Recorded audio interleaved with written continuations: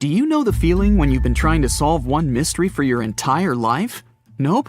Well, Detective Anderson does. During almost 30 years of working for the police, he solved many riddles, caught hundreds of robbers, and helped save thousands of lives. There's a huge number of successfully solved cases on his record. At the age of 25, he caught a thief who changed his own face with plastic surgery once a year. When Anderson was 30, prisoners started breaking from jails all over the world. The detective successfully solved this case. At the age of 38, he discovered the secret base of a forbidden order in a volcano's mouth. By his 50s, he managed to explain all the most inexplicable things in the world. But there was something he couldn't solve. These were two mysteries from the 50s, cases of missing planes. All these years, Anderson has been scrolling through the details of this puzzle. Unfortunately, he was too young when this story began. All he had were guesses and notes. But today, a sudden thought struck him. For the first time in many years, he felt that he could finally solve this mystery. But to do this, he had to immerse himself in this story again.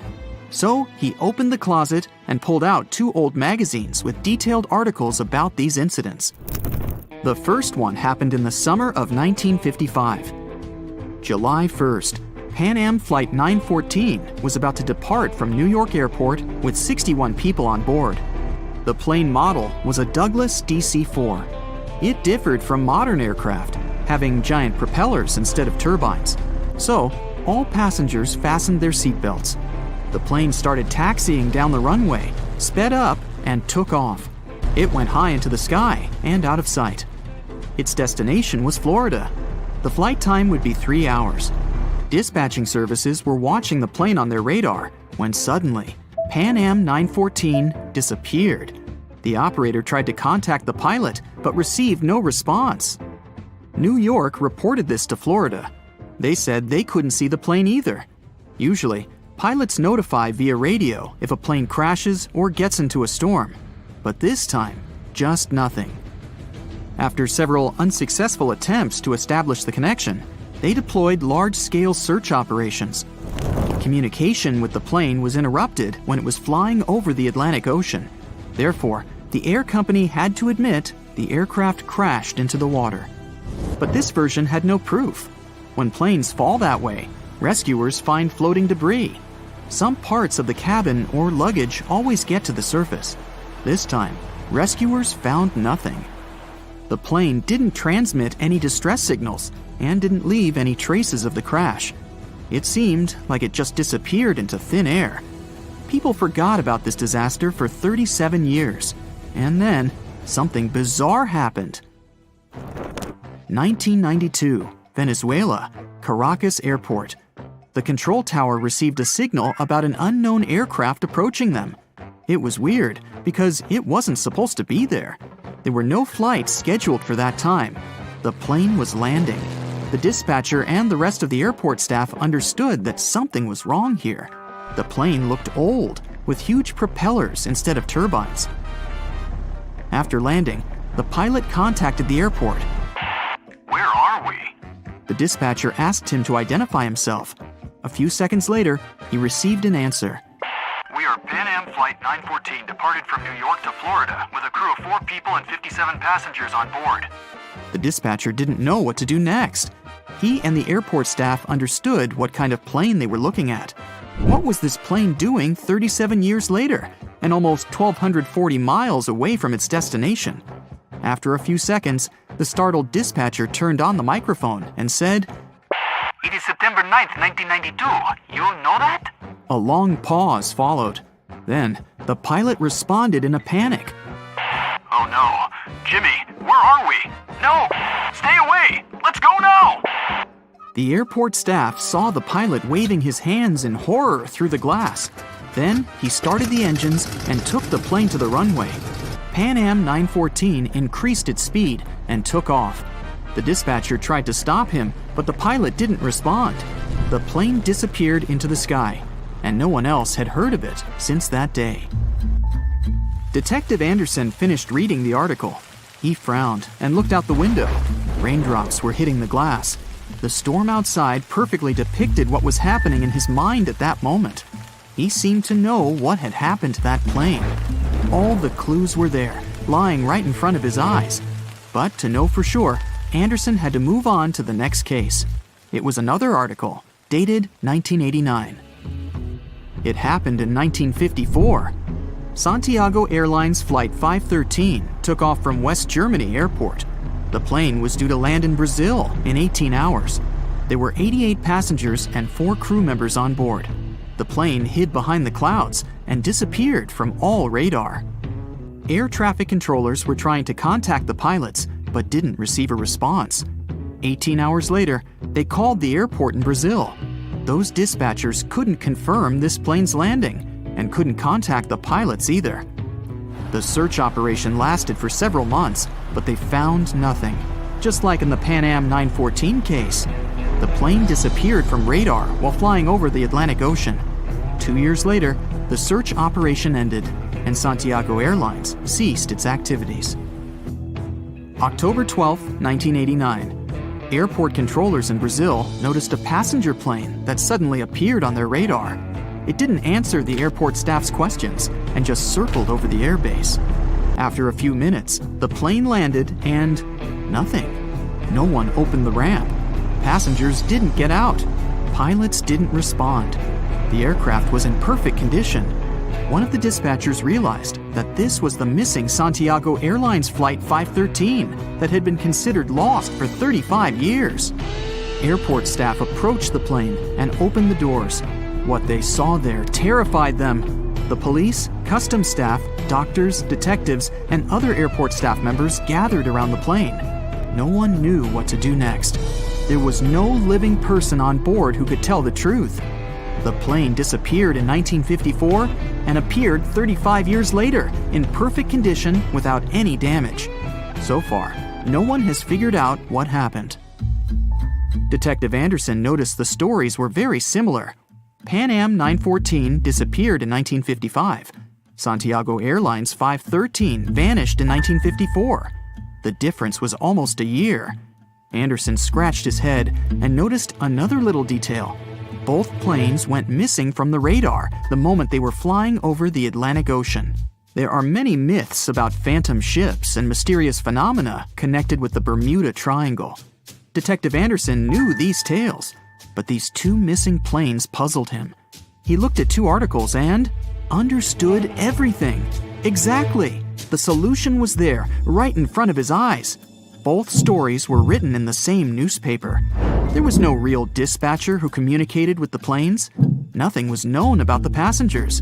No newspapers except this one published news about these missing aircraft. It seemed they just took the same story and changed the dates, locations, and names of flights. Yes, the case was solved. It was all fake. The rain stopped. Detective Anderson looked out the window and heard the sound of a passing train. He remembered another weird and fake story. A story about a phantom train. It took place in Italy in 1911. 100 passengers boarded the train of the Zanetti Railway Company. It went through the picturesque mountainous area, got into a mountain tunnel, and disappeared. No one else had seen the train since then. All the passengers were lost, but not for long. They appeared in the past. There were records dated 1845. One unknown doctor from Mexico City wrote about 100 Italians who appeared in the city from nowhere. They were all dressed strangely and talked about one mysterious train. This was a completely made-up story. There was no proof or records about this train and the people who got into the past. A loud sound interrupted his thoughts. Detective Anderson picked up the phone.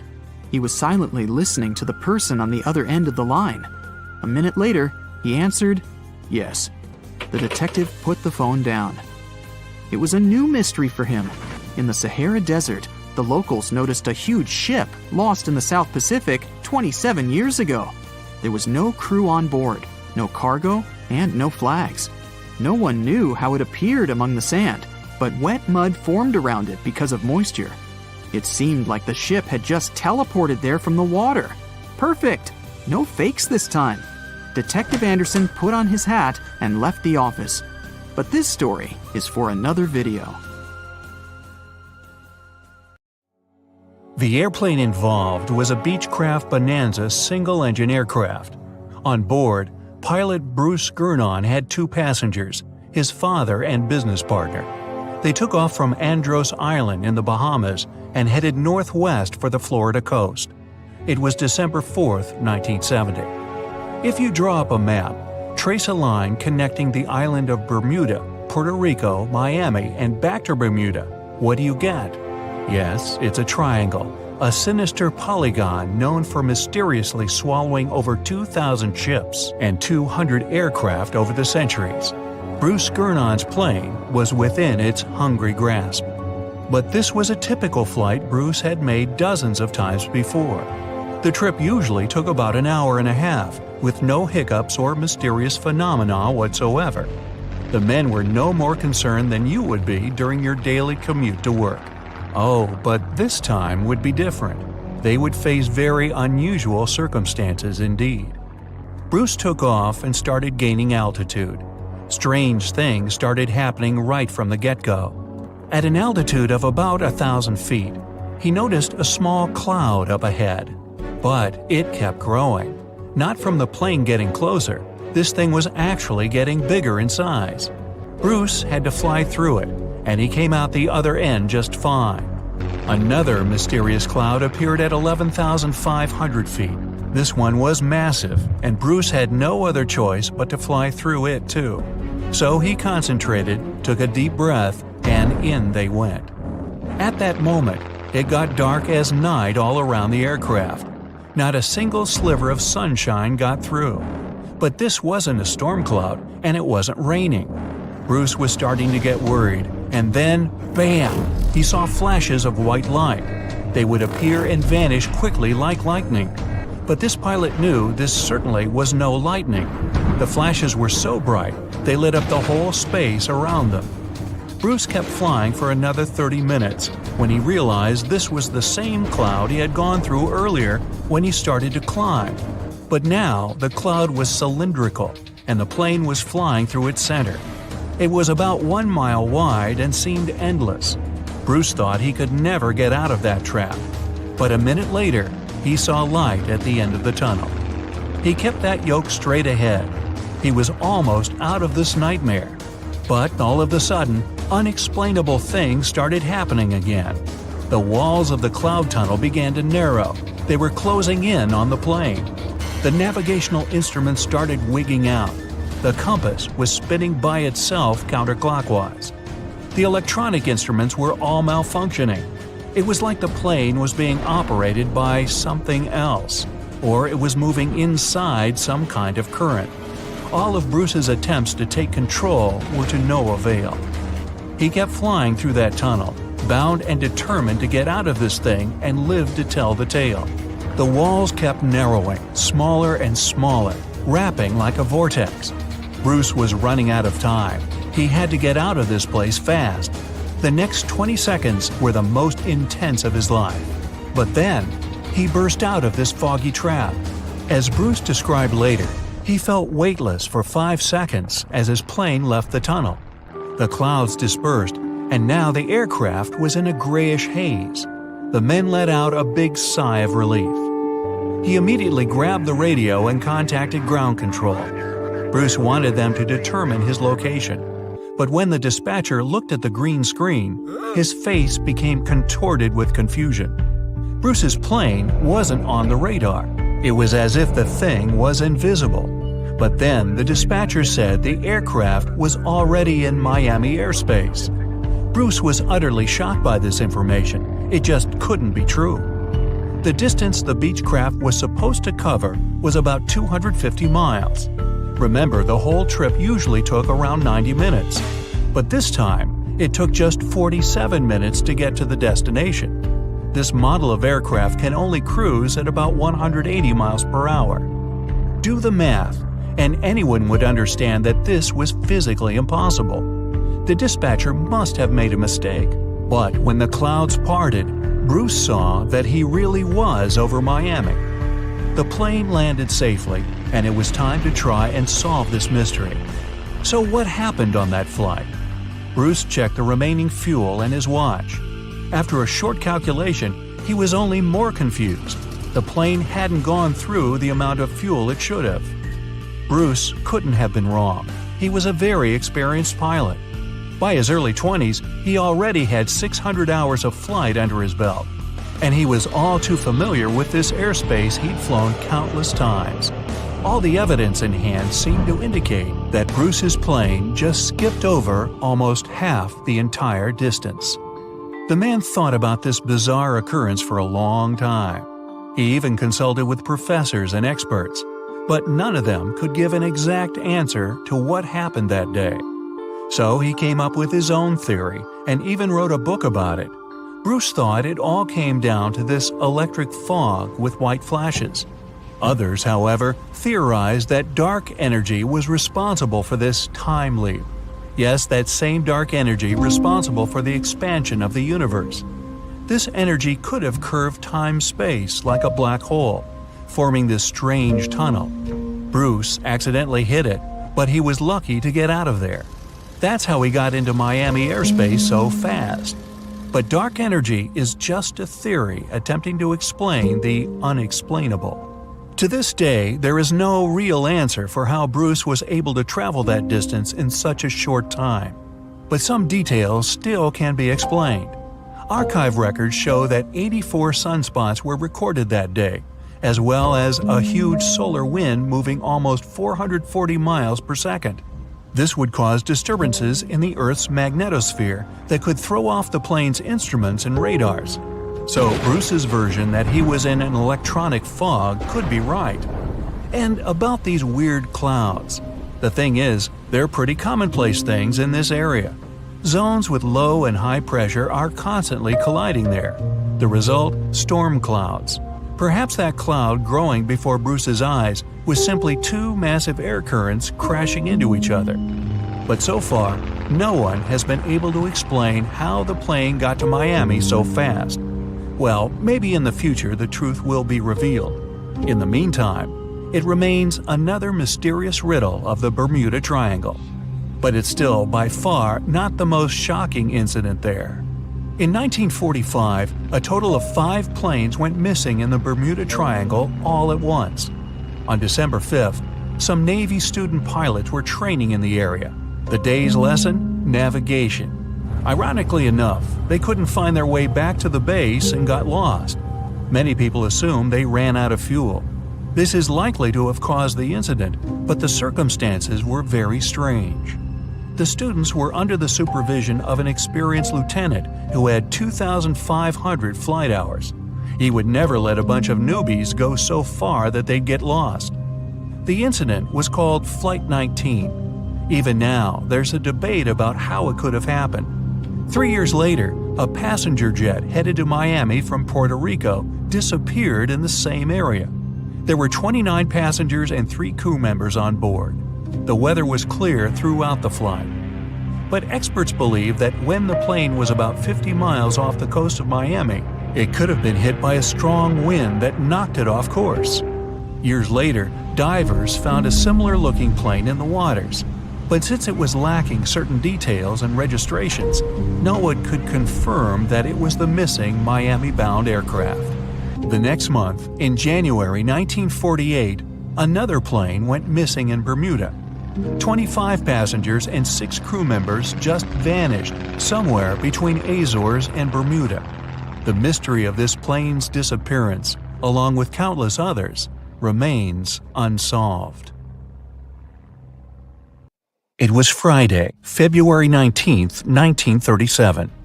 A Stinson airplane was traveling from Brisbane's Archfield Aerodrome to Sydney.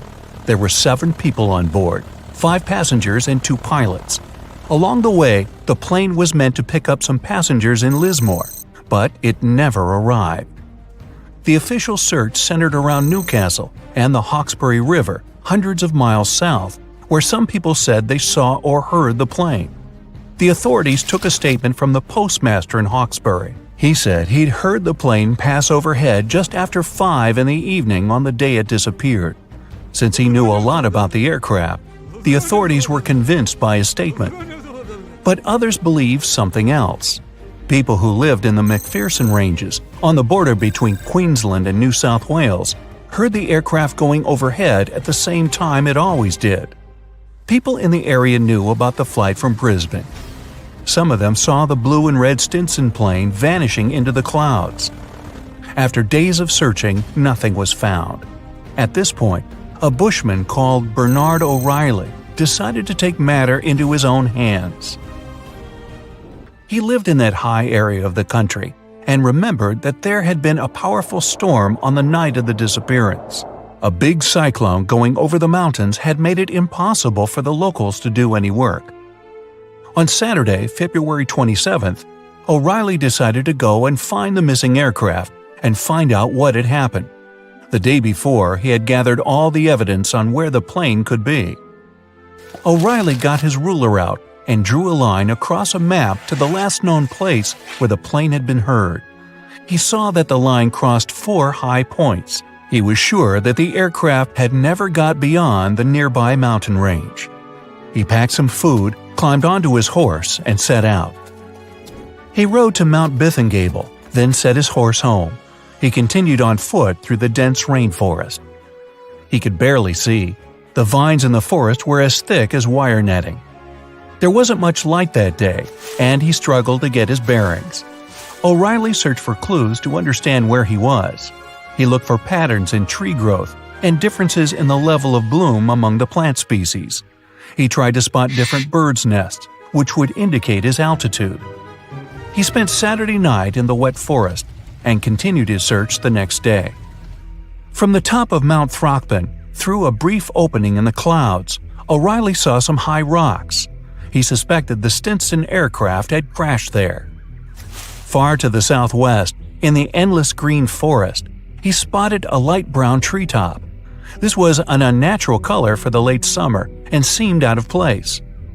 Fires happen rarely in the rainforest, but lightning strikes were possible. Could it just be a coincidence? Judging by his map, the tree was 8 miles away. O'Reilly pushed through the forest to reach it. When he was 3 miles away from the spot, he heard 2 voices calling out cooeys. This is a shout-out used by the Australian bush to attract attention, find missing people, or indicate someone's location. He thought it could be other search teams, and answering would have confused them. So he kept silent and continued walking toward the location of the voices. He crossed a gorge and climbed up high. He called out to see if anyone was there, but still got no reply. He walked back 600 feet along the plateau and shouted again. That was when he heard a response and headed toward it. O'Reilly finally arrived and saw a big tree which had been cut down. The entire trunk of another tree was burned, and there was a mass of metal on the ground. Finally, he saw 2 men. The other 4 hadn't made it. The 2 he found were the passengers Joseph Binstead and James Proud. But as soon as he saw them, he couldn't talk. Judging by their condition, O'Reilly knew he had possibly arrived too late to save the 2 men. It was 4 p.m. on Sunday. By that time, the 2 men had been alone in the forest for 9 days. Proud couldn't move because he had injured his leg, and Binstead had been carrying water for both of them. They had only found berries to eat and had lost all hope until O'Reilly appeared. There wasn't much daylight left, and O'Reilly decided to head back using a different, shorter route to get help. He came across someone on the way. O'Reilly told them what had happened and asked to borrow their horse. He later used a utility truck to reach someone's farm and call for help. On the farm, he found the number of a Mr. Robinson from Airlines of Australia using the Brisbane phone directory. O'Reilly called him and explained things and asked if he could organize a rescue party for the 2 survivors. Robinson agreed.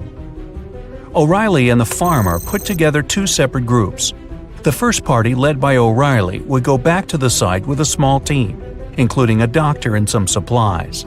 They gathered at 2:30 a.m. on Monday, left an hour before the sun came up, and arrived at the site by 11 in the morning. The group led by Mr. Buchanan, the farmer, included more than 100 people. They started work at dawn, clearing the path that led to the plateau where the 2 survivors were. The plan was to carry them down the track to safety. Both Binstead and Proud would have to spend one more night in the forest, but this time they would get a tent and medical care. When the sun rose on Tuesday morning, March 2nd, the journey down the plateau started. The group cleared a 14-mile path, and the survivors' condition was stabilized. 6 of the 7 passengers had now been found, except for one. His name was Jim Westray, and he had helped the others get off the plane before it caught fire during the accident. That fire had lasted 15 minutes, but it was put out by heavy rain, which continued until 10 the next morning. On Saturday at 6:30 a.m., before the rain stopped, Westray stood up and said he could see a farm with some sheep in the distance. The other 2 guys tried to discourage him from going and told him there was nothing out there. Westray said he would go there to get help, and within 30 seconds he was gone. When O'Reilly arrived, he was asked by the 2 survivors if he had seen Westray, but O'Reilly was sure he hadn't made it. He followed Westray's path to a 40-foot-high waterfall and confirmed his theory that he hadn't survived. The operation was successful, and the 2 survivors made it. The story made national headlines, and there were broadcasts about it on TV. O'Reilly was presented with a plaque and a check raised from the public. Years later, O'Reilly's nephew, Peter, organized tours showing his uncle's journey to the site. It only takes a moment for a routine flight to turn into a gripping survival story. In a world where a wrong button or an unexpected gust of wind can lead to a disaster, adhering to safety rules is crucial for everyone, from buckling seatbelts to raising window shades during landing. We got all these rules learning from our mistakes. Stay tuned to find out more. A flight had a crazy mid-air moment in 1993 when the pilot accidentally deployed the wing slats, the part on the leading edge of the wing. Now, the weather was fine, passengers were relaxed, everyone was doing what they wanted. Suddenly, they felt an unexpected jolt. Instantly, the autopilot disengaged. The captain started wrestling with the controls. The plane became wonky, pitching and rolling dramatically, resulting in a rapid descent of 5,000 feet. The vibration threw the cabin into total chaos, with passengers screaming in fear. The slats were only to be used during takeoffs and landings, not in midair. It was China Eastern Airlines Flight 583, cruising over the Pacific on its way from Shanghai to Los Angeles. The pilot declared an emergency and directed the plane to an Air Force base in Alaska. Out of the 255 people on board, 60 ended up in a hospital, and sadly 2 didn't make it. The pilot made some quick moves to stabilize the aircraft, but the injuries happened because folks weren't buckled in. They reckoned that the slats deployed because of the design of the control handle. The company was to blame for that. They produced it in such a way that the handle could accidentally get jiggled while cruising. Luckily, the crew was trained, and the airliner itself was fine, except for the messed-up cabin. The aftermath of this incident was costly, requiring about $1.5 million to repair the damage. When the plane started to lose altitude, overhead lockers burst open, and the safety video played 3 times for an eerie touch.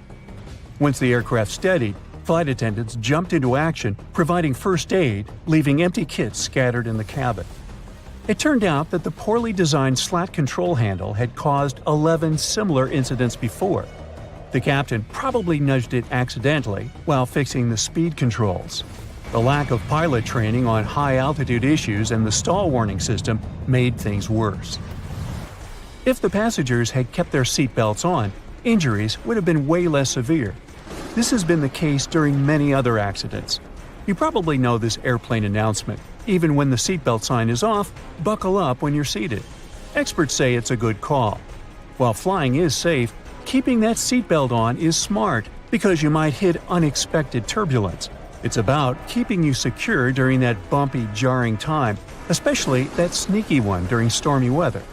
Sarah Wilson, the president of the Association of Flight Attendants, thinks the seatbelt sign should be turned on throughout the entire journey. Predicting turbulence is like trying to guess the weather. It's not 100% accurate. Turbulence can happen anywhere. Aircraft are tough. They can handle really bad turbulence. The real risk is getting injured during turbulence, not planes falling apart. It's rare, but accidents still happen. In a dramatic episode in 2016, a pilot pulled off a superhero move, saving 439 lives. He was getting ready for takeoff in Shanghai. All of a sudden, another plane showed up on the runway in front of him. Reacting with lightning-fast speed, the pilot swiftly elevated his plane, narrowly avoiding a disaster. The pilot was awarded $360,000 for his remarkable skills. He missed the other plane by less than 67 feet, about the length of a semi-trailer truck. It turned out that the air traffic controllers and the landing crew had mixed things up. 2 controllers lost their licenses, and 13 others got in trouble. They say this incident was like a throwback to the Tenerife airport collision in 1977. Back then, 2 jumbo aircraft collided on a foggy runway. They didn't get lucky that time. The incident was a total disaster. Certain accidents in aviation history prevented others. With each crash, something crucial is upgraded. In 1956, 2 planes collided over the Grand Canyon, resulting in the tragic loss of 128 lives on board. This accident kick-started a $250 million air traffic control system enhancement. The Federal Aviation Agency also appeared in 1958 to keep an eye on air safety. Then, in 1986, a private plane accidentally entered the Los Angeles control area, colliding with another aircraft. This tragedy took 86 people's lives. In response, collision avoidance systems were introduced. In 1978, United Flight 173 faced a landing gear problem. This led to a crash that claimed 10 lives. This incident triggered a transformation in cockpit training, introducing cockpit resource management. This management method shifted away from the traditional captain-centric approach to emphasizing teamwork and communication among the crew. Another upgrade was about averting in-flight emergencies. In 1983, Air Canada Flight 797 had smoke in the rear lavatory, which led to an accident that took 23 lives. The FAA responded by requiring smoke detectors and automatic fire extinguishers in aircraft lavatories. Post-1998, planes got retrofitted with fire-blocking seat cushions and floor lighting, with newer ones adopting flame-resistant materials. Winds can be dangerous in certain circumstances.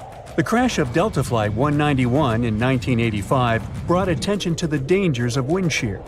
Research efforts by NASA and the FAA led to the development of forward-looking radar wind shear detectors.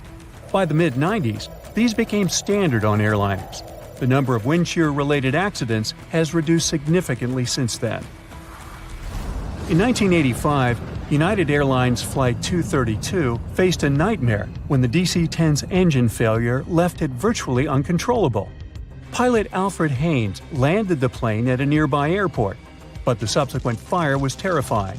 185 passengers survived the catastrophe. The root cause of the incident was a crack in the fan disc, which occurred during the manufacturing of the titanium alloy. This incident prompted the FAA to modify the hydraulic system, implement redundant safety systems in future aircraft, and revolutionize engine inspection protocols. In 1988, a big chunk of an Aloha flight's fuselage ripped off in mid-flight. In an instant, the cabin was torn open, leaving the passengers exposed to the open sky. Despite the chaos, the pilots managed a safe landing, with only one fatality. The NTSB found that corrosion and fatigue damage, which had accumulated over 89,000 flight cycles, had caused this accident. The plane had been used for short-hop pressurized flights between the Hawaiian Islands. Shortly after, the agency initiated the National Aging Aircraft Research Program in 1991. This program tightened inspection and maintenance standards, especially for high-use and high-cycle planes. About 80% of mishaps happen in the first 3 minutes after takeoff or the last 8 minutes before landing. Keep your eyes peeled during these times, and your survival chances will go up. Now, don't let that freak you out. The odds of actually getting into a plane crash are like 1 in 11 million. That's the same possibility as being struck by lightning in a given year in the United States. Planes, on the other hand, often get struck by lightning, but they're built to handle it. Each plane probably gets zapped about once every year or every 3,000 hours it's up in the sky. But there hasn't been a lightning-related accident since 1967. Engineers have ensured that when a plane gets hit, the lightning just zips right through it and out without really messing up anything inside. Let's delve into the fascinating mechanics of how planes stay airborne. The wings are important, but it's not just about them. There are 4 forces at play: lift, thrust, drag, and weight. The little tails on the ends of wings are called winglets, and they help reduce air swirls, making the aircraft slicker and faster. There's a reason why lights dim when a plane lands at night. It prepares everyone for a quick evacuation, helping the eyes adjust to the dark should the landing go awry. You're in a bright room filled with obstacles, and suddenly the lights go out and you're asked to dash for the exit. Tricky. Flight attendants also ask you to raise those window shades during landing. In case of an emergency, they want you to be able to see what's outside and figure out if one side of the plane is better for a quick escape. If you're wondering where the safest spot in an airliner is, it's in the back. According to research conducted by Popular Mechanics, spanning from 1971 to 2005, sitting in the back gives you a 40% better shot at making it through an accident. Almost as importantly, you're closer to the restrooms. You unbuckle your seatbelt and stand up, stretching your legs after a long flight. You head towards the restroom and think about freshening up. Suddenly, you're in the air. Luggage flies around you. It feels like the world is ending. You're 30,000 feet above the ground, and you're heading for a crash landing. Before you have any more time to think, everything goes black. In early 2001, a massive Boeing 747 carrying over 400 people took off from Tokyo Haneda International Airport. The flight progressed like normal until it reached 39,000 feet and coasting speed. Food was being served, and passengers were up and about like they would be on any other journey. Slightly earlier in the day, a Japanese airline flight between Busan, South Korea, and Tokyo, Japan, had begun in a similar fashion. This one was smaller, with about 250 people on board. It had also started coasting at around 37,000 feet. Both of these planes were on a similar flight path, only 2,000 feet apart, and due to meet over the Japanese island of Honshu. They were both close to this intersection when the pilot of the Boeing 747 noticed his anti-collision indicator going off. This was when he first knew something was wrong. One of the critical aspects of modern air travel is the coordination of air traffic control. Every flight is monitored, and pilots are advised if anything goes wrong. The entire point of air traffic control is to organize flights so well that collisions are impossible. Every modern plane is built with collision monitors, but they are never supposed to be used because of this. While the anti-collision indicators buzzed, 26-year-old trainee Hideki Hachitani was sitting behind the radars at the control tower, monitoring both flights. The stress of having to oversee more than 10 planes was overwhelming him. This isn't surprising, given that he wasn't even certified to operate by himself without supervision. When he noticed the potential collision, he rushed to prevent a disaster. He quickly contacted the flight from Busan that was cruising at 37,000 feet and told them to dip lower, trying to create a bigger gap between the planes.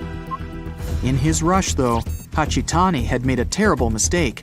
He had contacted the wrong plane.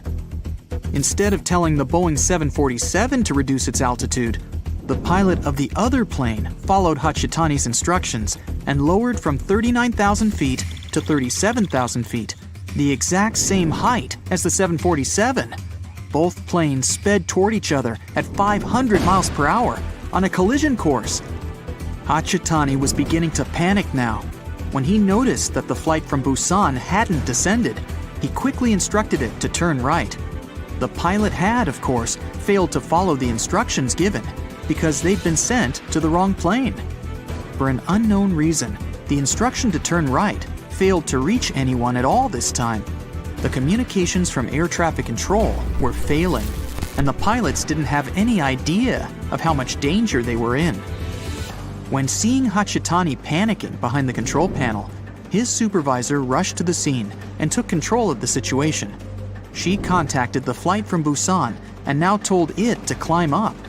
Amazingly, when she did this, she gave the order to a flight that wasn't even operating that day. Both of the flights ignored her because they didn't know that the message was intended for them. The Boeing pilot was at least aware that there was another plane close by, but his faith in air traffic control would have comforted him. Surely, if anything was badly wrong, someone would send him more instructions? At this point, the crash was beginning to look inevitable. For the passengers on the flights, though, everything would have seemed to be normal. They might have been eating some snacks, stretching their legs, or maybe waiting in line for the toilet, completely unaware that they were on course to fly straight into another plane. Luckily for all of the 600-plus people involved, the pilot was well-trained and confident in a situation that would cause most people to freeze up. Through his windscreen, he saw something that no pilot should ever see: another plane heading directly for him. With cat-like reflexes and remarkable composure, the Boeing pilot gripped the throttle and steered the plane down as low as he could for the seconds he had before the collision. The Boeing flew straight underneath the other flight. Imagine being a pilot and seeing the ground in front of you instead of the sky. They both made it out intact. This man had saved the lives of more than 600 people. That isn't to say that everyone got out without a scratch. The passengers were completely unaware of the entire incident, so barely any were buckled in. They were powerless as the change in direction threw them against the inside of the plane.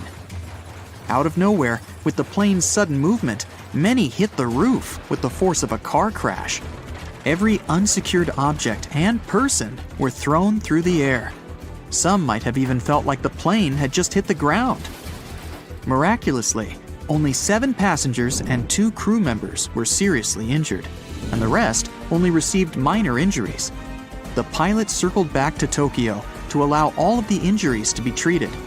Thanks to the quick response of medical teams and unbelievable decision-making and skill shown by the pilot, everyone on the flight survived.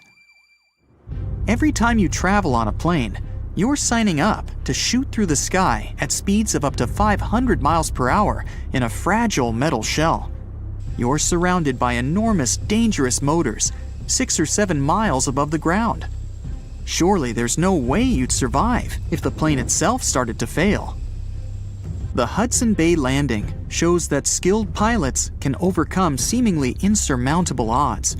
On January 15, 2009, Flight 1549 was set to fly from New York to North Carolina. The pilot, Chesley Sullenberger, was a former jet pilot who converted to commercial flights in the 1980s. The sky was clear and the conditions were favorable. It was a typical flight for all of the 155 passengers on board, until the worst happened just a minute and a half in. As the plane climbed to 3,000 feet, they hit a flock of Canada geese. They hit the entire plane, but most importantly, some geese got caught in both engines. When Sullenberger realized that his engines were failing, he contacted air traffic control. They ordered him to land back at the airport, but he realized that it was impossible. With failing engines and no clear runway to land on, he had to take control of the situation to save the lives of everyone on board. Without full control of his plane, he wasn't able to operate at the normal altitude. He flew so low that he passed over the George Washington Bridge at only 900 feet. The people on the bridge were terrified to see the plane so close, but they had no idea how bad things were on board. With the plane speeding at 140 miles per hour, Sullenberger saw the Hudson River in front of him, and he had no choice but to land on it. Everyone in the control tower was shocked to hear what he had to do, but there was no other option. Landing on a runway is one thing, but commercial pilots aren't trained to land in a river. Sullenberger had to think clearly and plan the landing while flying towards the ground. He made sure to allow the tail to touch the water before the nose. Landing nose first would compromise the engines further and cause even more damage. Amazingly, the plane touched down on the water without falling apart. Their momentum gradually decreased until they were at a slow, steady pace across the surface. From a distance, people might have thought it was just a slow-moving boat. A ferry arrived impressively quickly to fetch the stranded passengers, who waited on the wings and the inflatable slides. Everyone received minor injuries from the collision with the river, but they all survived. Captain Sullenberger went down in history as one of the most remarkable pilots ever, having saved so many people from a seemingly hopeless situation. There was even a movie made about his heroics.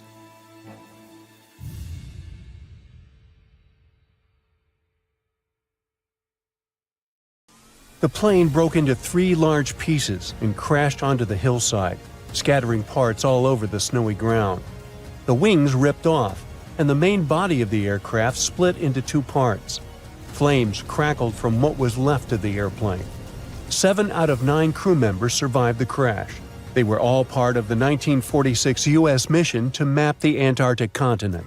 There were 13 ships, 23 aircraft, and 4,700 people to do the job. They only had 2 months of summer down there before the weather got too bad. USS Pine Island took 3 seaplanes on their mission. One of the planes, called George 1, had a crew of 9 people. They went on their first 10-hour mission. Later, when it was time for the second flight, the weather got worse, with stormy seas and low visibility. But they decided to take the chance and fly anyway.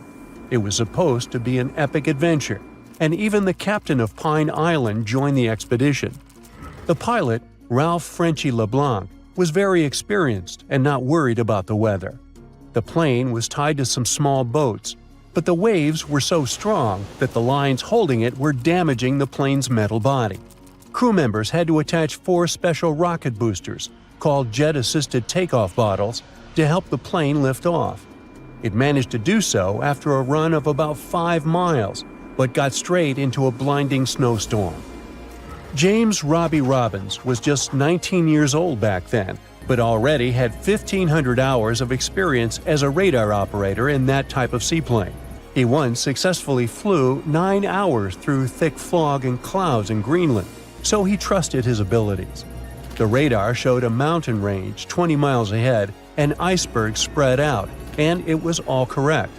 They had to stay low to take photos for mapping, and it was impossible in bad weather. So the pilot decided to turn the plane around to head back to the ship. Suddenly, the plane hit something.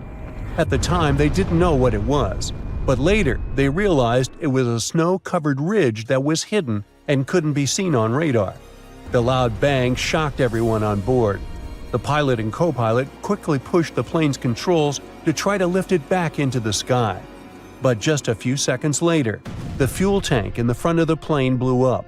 Collapsing with a ridge likely cracked one of the fuel tanks, so the gas started to leak. The fumes from the gas might have been set on fire by an electrical spark or the plane's hot engines. The blast was so strong that it broke the plane into 3 parts. The pilot was hurt and stuck upside down in the burning front part of the aircraft. Some of the other men were also badly injured. Some crawled out of the wreckage, and others had been thrown out into the snow during the crash. Most of them couldn't even remember the bang or the impact. The crew managed to pull the trapped pilot out of the wreckage and put him into a sleeping bag inside the back part of the plane. They also tried to help Frederick Williams, who was severely injured.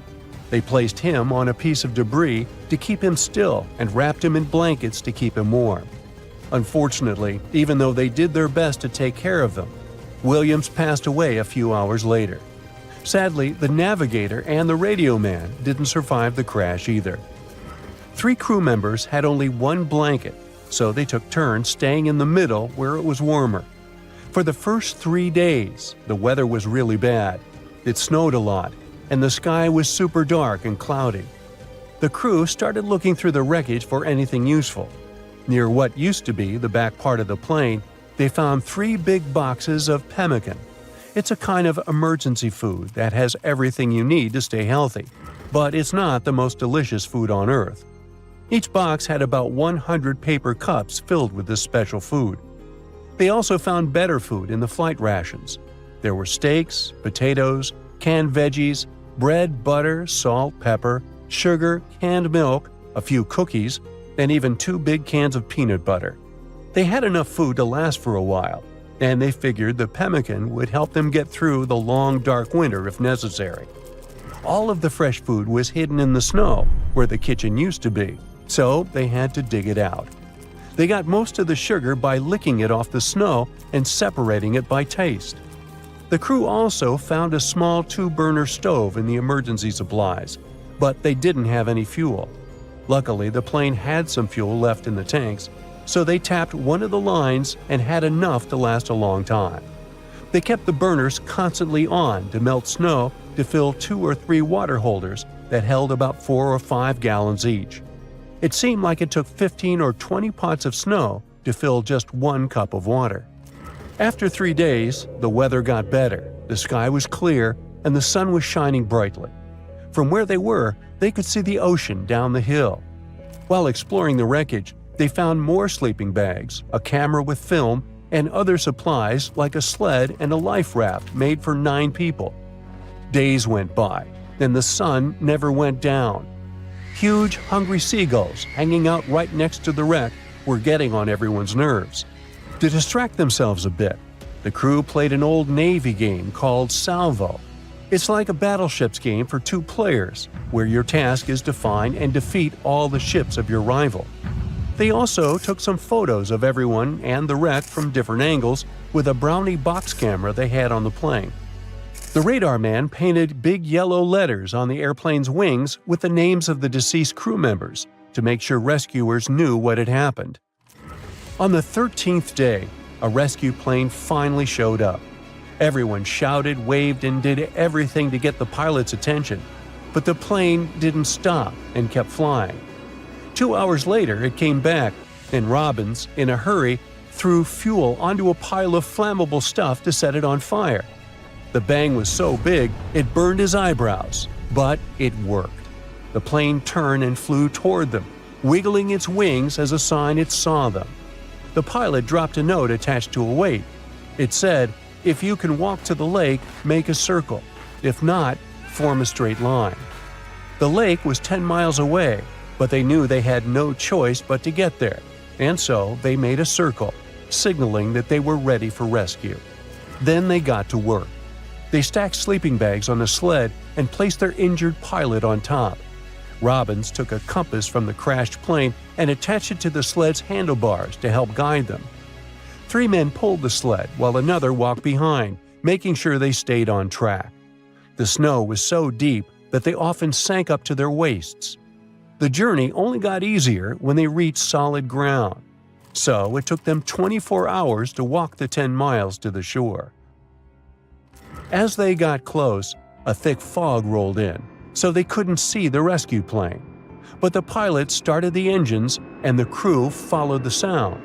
Soon, 2 rescuers arrived in a raft and helped them paddle out to the waiting plane. They climbed aboard and flew back to their ship, the Pine Island. All the survivors were taken to the USS Philippine Sea and later returned home. For 6 of the 9 men who crashed on Thurston Island, life continued.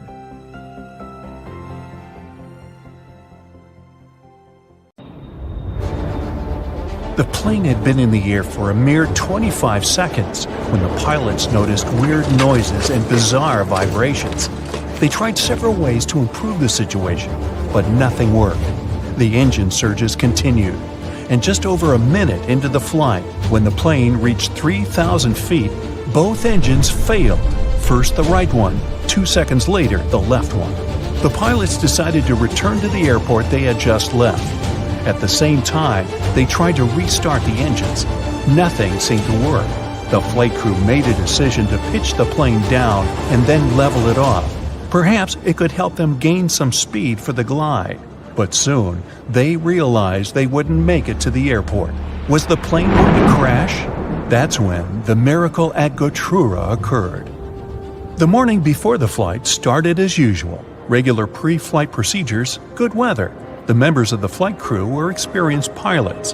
A 44-year-old Danish captain with over 8,000 flight hours under his belt, and a 34-year-old first officer from Sweden with 3,000 hours. So, what could go wrong? The plane itself was almost brand new. It was a McDonnell Douglas MD-81 nicknamed Dana Viking.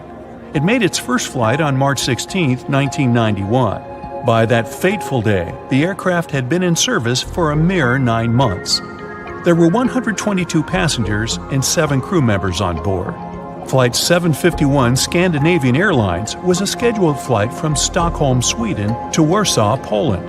On the way, the plane was supposed to make a stop in Copenhagen, Denmark. The aircraft took off from Stockholm according to its schedule at 8:47 a.m. local time. But by that point, the people inside had already been doomed, all because of a terrible sequence of events before the departure. It started the night before. The plane arrived at Stockholm Airport after a flight from Zurich. It was 10:09 p.m. The aircraft spent the night at the gate outside. It was cold. The temperature dropped to 34 degrees Fahrenheit, just above freezing. What made the situation even worse was that almost 6,000 pounds of freezing cold fuel, chilled during the night, still remained in the tanks located in the wings. The fuel was so cold because the plane had been flying at the cruising altitude, where the air temperature outside the cabin varied from -61 to -80 degrees. The flight from Zurich lasted around 1 hour and 40 minutes. Soon after midnight, a flight technician came to check on the aircraft. The man had to remove some slush from the landing gear, otherwise he wouldn't be able to examine it. At around 2 a.m., when he was leaving, he noticed some ice covering the upper part of the wings. By the morning, the situation had become even dire. A layer of clear, almost invisible ice had formed on the tops of the wings. The plane had to leave the gate at around 8:30 a.m. An hour before the departure, the mechanic responsible for the plane noticed that some ice covered the underside of the wings. He decided to make sure there was no ice on the tops of the wings. He climbed a ladder and put one knee on the wing. Then he bent forward to touch the front part of the wing. There was no ice, just some slush. The mechanic decided to make sure everything was fine with the air inlet of one of the engines. He didn't find anything abnormal. Soon after that, the personnel used more than 220 gallons of de-icing fuel to remove ice from the plane. The mechanic consulted with the captain of the aircraft and ordered the staff to de-ice the underside of the wings as well. After all, he had seen some ice there. But no one thought to double-check if there was clear ice on the tops of the wings. After they had finished the procedure, the mechanic reported to the captain, "We're done here. De-icing finished. There was a lot of snow and ice, but everything's clear now." The captain thanked the mechanic and carried on with the pre-flight procedures. The plane taxied to the runway. Its engine's anti-ice systems were switched on and didn't show any malfunction. But several passengers later claimed they had seen ice sliding off the upper side of the wings while the plane had been taking off. And still, the plane left the ground and headed for Stockholm as usual. But shortly after the takeoff, several pieces of the overlooked ice broke off. At full speed, they slammed into the fans of the engines near the tail on both sides of the plane, ruining the blades. It led to a series of surges, and the rest is history. Meanwhile, somewhere in the cabin, Scandinavian Airlines flight captain Per Holmberg, who was on board as a passenger, noticed something was amiss. At first, he informed the flight attendant sitting in the rear jump seat that the right engine was surging. She tried to contact the flight crew, unsuccessfully. Then, the ununiformed captain rushed to the cockpit and asked if he could help the pilots. The first officer gave him the emergency checklist, and the captain asked him to start the auxiliary power unit, a small gas turbine in the tail of the plane. Holmberg's advice and help were invaluable, but was it enough to save the plane and the people inside? When the plane emerged from the cloud cover at an altitude of 890 feet, the pilots realized they wouldn't have enough time to make it back to the airport. An immediate emergency landing was unavoidable. The assisting captain passed the order to the cabin crew, and they started preparing the passengers. There was a large field to the north of the plane, but the captain realized they didn't have enough time to reach it. So he chose a much smaller field in a forested area in the direction of flight. It was not far from the village of Gotrura in Uppland, Sweden. The plane was just 1,300 feet above the ground when the assisting captain started extending the flaps. At a height of 183 feet, the captain reported to Stockholm Control, "We're crashing to the ground." 7 seconds later, the plane hit several trees and lost a huge chunk of its right wing. By that time, the landing gear had already been extended and the speed had decreased to 139 miles per hour. Moments later, the plane's tail struck the ground and broke off. The aircraft kept sliding across the field, still at high speed. It traveled 360 feet, with its main landing gear leaving marks on the field. At one point, the plane lost the main and nose landing gear. Its fuselage broke into 3 parts. Miraculously, there was no fire. If you look at the pictures from the crash site, the plane torn into pieces, with its parts scattered across the field, it's hard to believe that all 129 people on board the plane survived. It seems like a miracle, but it was also thanks to the flight attendants' quick reaction and the correct instructions they gave the passengers. They didn't panic and told the people to adopt the brace position just in time to avoid fatalities. Even more surprising, almost all passengers, except for 4 people, made their way out of the plane on their own. No wonder this accident was nicknamed the Miracle. The aircraft, though, wasn't as lucky. The 9-month-old plane was damaged so badly that it was an immediate write-off. Everyone praised the actions of the flight crew. The landing was incredibly skilled, especially in such a fast-developing, very dangerous situation. The captain himself admitted that few pilots were ever forced to put to the test the skills they got during training, at least not to this degree. He said he was proud of his crew and relieved that everyone had survived, and he never returned to piloting commercial planes. Hey, look at this stunning futuristic interior. It's a long studio room with a low ceiling, white walls, and windows overlooking the forest. And there's also a large panoramic window in the corner. You can easily invite hundreds of guests here, and they will all be impressed. So what, would you like to buy or rent this spot? Oh, there's another minor nuance. This house is an airplane. Unfortunately, you can only fly somewhere on it if you invest a couple of $1 million for repairs, but it's possible to live here. A resident of Oregon, Bruce Campbell, created this place. He turned a giant Boeing 727 into his home, where he spends about 6 months every year. Bruce installed 2 bathrooms and a shower, made a kitchen, and equipped this place with electricity. It has everything you need for a comfortable stay. But the most incredible thing is that you can create precisely the same house. To understand how to do this, let's look at Bruce's story. As a teenager, he was watching TV when he saw a report of an aircraft boneyard. These iron birds amazed him and inspired him to create a new home. Growing up, Bruce began to study electrical engineering and always remembered his teenage dream. In the 70s, he bought 10 acres of land in the woods near the town of Hillsboro, Oregon. This area is approximately equal to 8 football fields.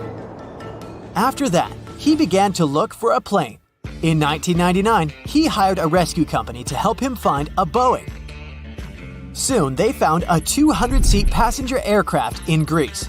Since the plane was already out of order and no one would fly it, Bruce bought it for little money. It was just $100,000. The amount is small, considering that a new Boeing costs about $100 million. Airport staff removed the engine and fuel from the plane, disassembled it, and sent it to Oregon. After the logistics problems were solved and the plane ended up in the woods, Bruce began to turn it into a house. The repair work lasted several years.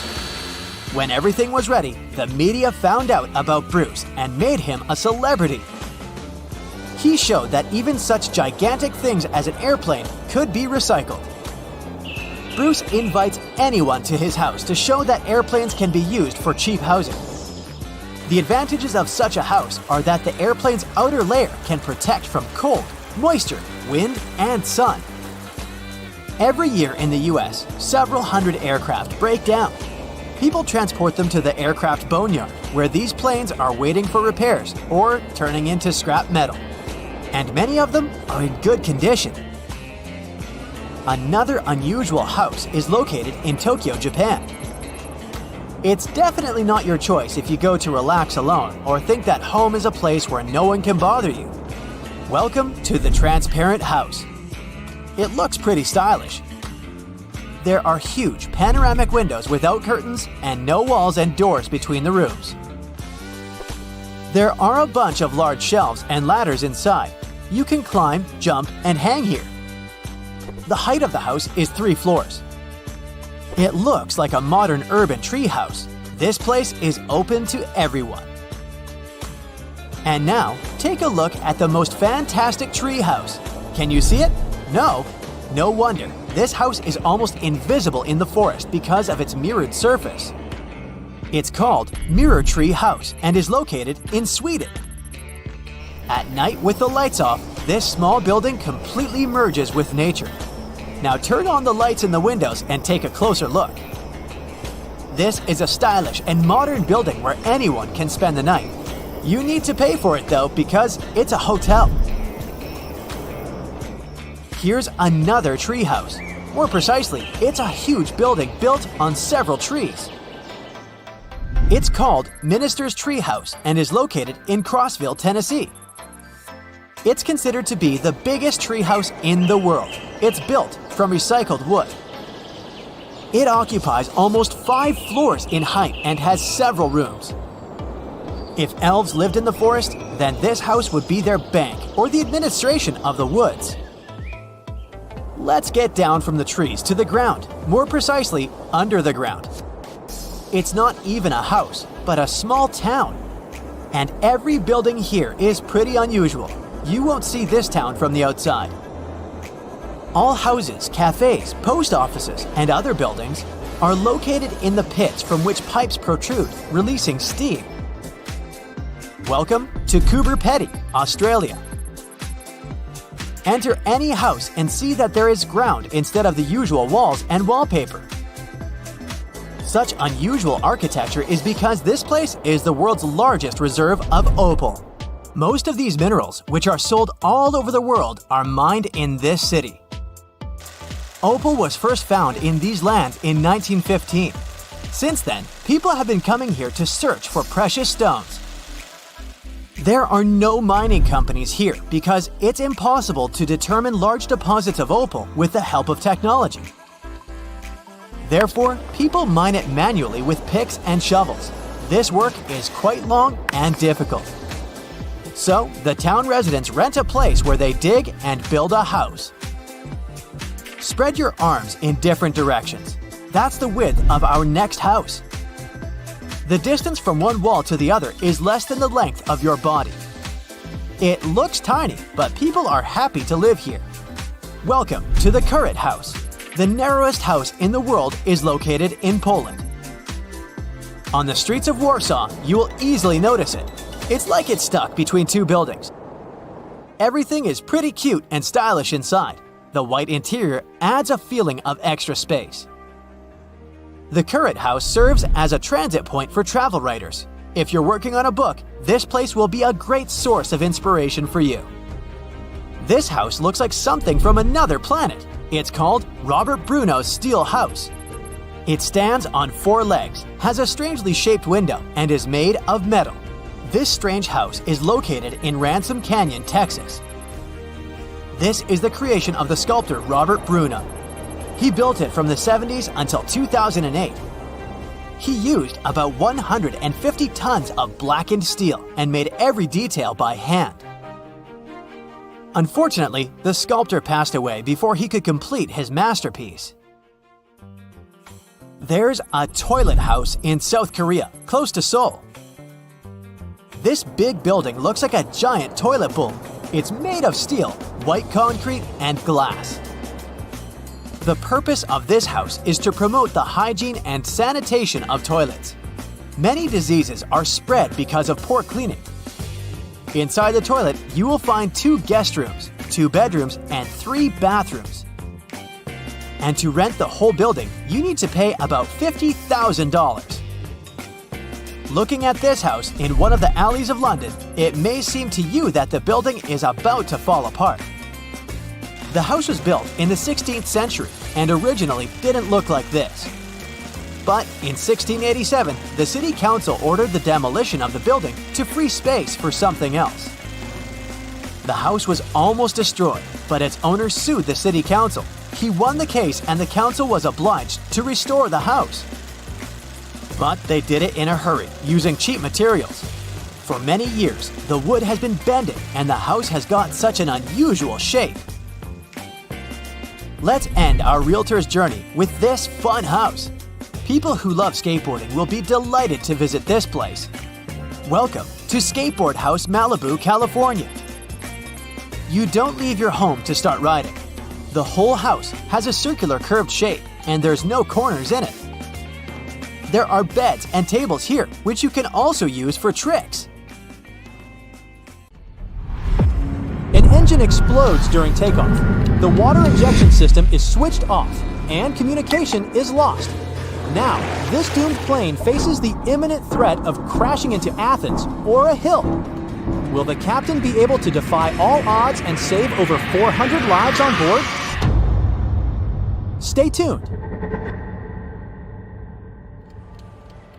It's 2 in the afternoon. A Boeing 747 starts rolling down the runway, picking up speed. Just as Captain Sifis Megades lifts the nose of the aircraft, he's surprised by a loud bang. He has no idea what's just happened, but he's left with no options. The fully loaded plane is moving too fast to stop on the short runway space still left. The airplane begins its risky takeoff, and it's now heading straight for downtown Athens, which is absolutely crowded on a hot summer evening in August 9th, 1978. After the loud explosion, a flight attendant in the back takes the intercom and warns the crew about the catastrophic failure of engine number 3 located on the right side of the airplane. The flight attendant says, "I think we're screwed." And here's an honest, "Yeah, I know." The original plan of the Olympic Airways Flight 411 was a direct shot from Athens to New York. But now, this massive 370-ton jumbo jet simply doesn't have enough power to keep going up. The stress is through the roof. The flight is fully loaded with 18 crew members and 400 passengers, who are mostly US citizens returning from their Greek summer vacation. Little do they know that the pilot still has to face 4 major problems in a 93-second period to ensure everyone stays alive. The first issue has to do with water injection. You see, this Boeing has 4 engines. Engine number 3 has just exploded, and engine number 2 is operating with reduced power after maintenance. So the pilot needs the remaining engines to give their all to get this plane climbing. The thing is, pushing the engines to the max creates a ton of heat. So, Captain Megades asks the onboard flight engineer to double-check if the cooling system is on, preventing the engines from getting too hot and maintaining a safe temperature. It's a bit tricky to explain what went wrong at this point, but experts think that in the heat of the moment, the flight engineer might have gotten a little mixed up. Instead of ensuring the water injection is on, he does the opposite and switches the system off just 9 seconds after takeoff. This mistake further reduces the power in the engines, limiting the plane's ability to climb by causing a loss of 4,500 pounds of thrust. So now, the plane finds itself in a seriously bad situation, barely cruising over the rooftops at below minimum speed. The second issue with this doomed aircraft involves the landing gear. The 55-year-old pilot had already had over 30 years of experience when he was assigned to command this flight. So he decides to make a bold move by telling his co-pilot to pull up the wheels at 35 feet above the runway. This move isn't just risky, it's straight up against Boeing rules in situations like this. Pilots usually have to wait until the aircraft gains a bit more altitude to pull up the wheels, because popping those landing gear doors open for 15 seconds adds more resistance against the plane's forward motion. In other words, it basically slows the plane down, and that's why the co-pilot hesitates for a second before agreeing to break the rule. Against all odds, the 411 flight stays in the air, but the problems are far from over. This leads us to the third issue. The plane is getting dangerously close to hitting one of the oldest capital cities in the world, Athens. The flight started from Ellinikon International Airport. This was the main airport for the Greek capital for decades, and it was known as one of the trickiest and riskiest airports in the world. Picture this: 2 short runways, side by side, squeezed between the Aegean Sea and large mountains. Even though there were 2 runways, they mostly used just one, the one pointing planes straight at the center of Athens. Because of that, pilots had to make an immediate left turn right after takeoff, changing the flight path over the sea. Now you might be wondering, why doesn't Megates just turn left already? Well, the speed of the 747 is way lower than it should be at this point. If he makes a turn, the plane might descend even more, upping the chances of crashing right into the city. So, the captain decides to keep climbing, following a straight path while he's figuring out Plan B. Do you remember that the airport is surrounded by mountains? Well, this is problem number 4. The pilot knows that in about a mile, the airplane will face a hill that's about 200 feet tall. As Megates watches Pawnee Hill getting closer and closer, he decides to give up a few knots of airspeed to gain the altitude he desperately needs to fly over the hill. Megates feels relief when he sees that his risky plan has worked. The airplane flies over the hill with only 9 feet to spare. Yet, the relief fades quickly. He still needs to come up with an emergency landing plan. Imagine the cockpit eerily silent.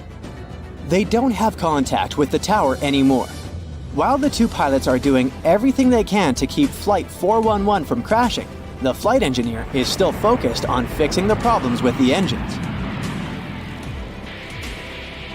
The terrain gets lower after the plane flies over Pawnee Hill, so the captain decides to lower the nose of the plane to trade a bit of altitude for speed. But nothing happens. In fact, the airplane's speed just keeps dropping, and they're barely exceeding an altitude of 200 feet. The plane is so low that it's even taking down some television antennas. It's around the height of a 14-story building named the Inter-American Tower. The airplane gets so close to that building that some flight attendants can actually see people's faces inside. A happy ending seems unreal as the plane is approaching a catastrophic collision with Mount Aigaleo, which is over 1,500 feet high. But suddenly, the engines kick in with more power and the plane starts picking up speed. Some specialists believe the acceleration was due to the combination of 3 things. The wind shifted, the temperature outside dropped, and the water injection system kicked back in. And the good news is that with more power in the engines, the pilot successfully gains altitude. By 2:05, Megates managed to turn left, avoiding a collision with Mount Aigaleo. The plane is heading towards the ocean. It keeps flying for over 30 minutes to dump fuel. The idea is to make the aircraft lighter before landing, as it's loaded with 160 tons of fuel needed for the transatlantic flight. After that, the captain brings the aircraft back to the same runway from which they took off, and they land safely at Ellinikon Airport. Everyone on board is safe, not a scratch on them, all thanks to this pilot who bravely broke the rules to save his crew and passengers. Now, picture the wild applause on the ground, and Megates' daughters eagerly waiting for their father as he exits the plane. And it's no small feat, this pilot did the unthinkable. To put it in perspective, every Boeing simulation of this same flight ended in a crash. Megates' impressive achievement led Olympic Airways to modify some of its procedures, and Boeing began to include a review of this case in its training curriculum. Now, you might be thinking that Megates was traumatized after this accident and never wanted to board an aircraft again. But nope. Remember, we're talking about a real hero. At 6 p.m. on that same day, Megates took his seat in the cockpit of a replacement Boeing 747 and flew 400 passengers over the Atlantic to New York. As for the aircraft, it stuck around with Olympic Airways for a couple of years until it joined Trans World Airlines in 1985. This 747 Boeing's career ended in 1997 after 24 years of service.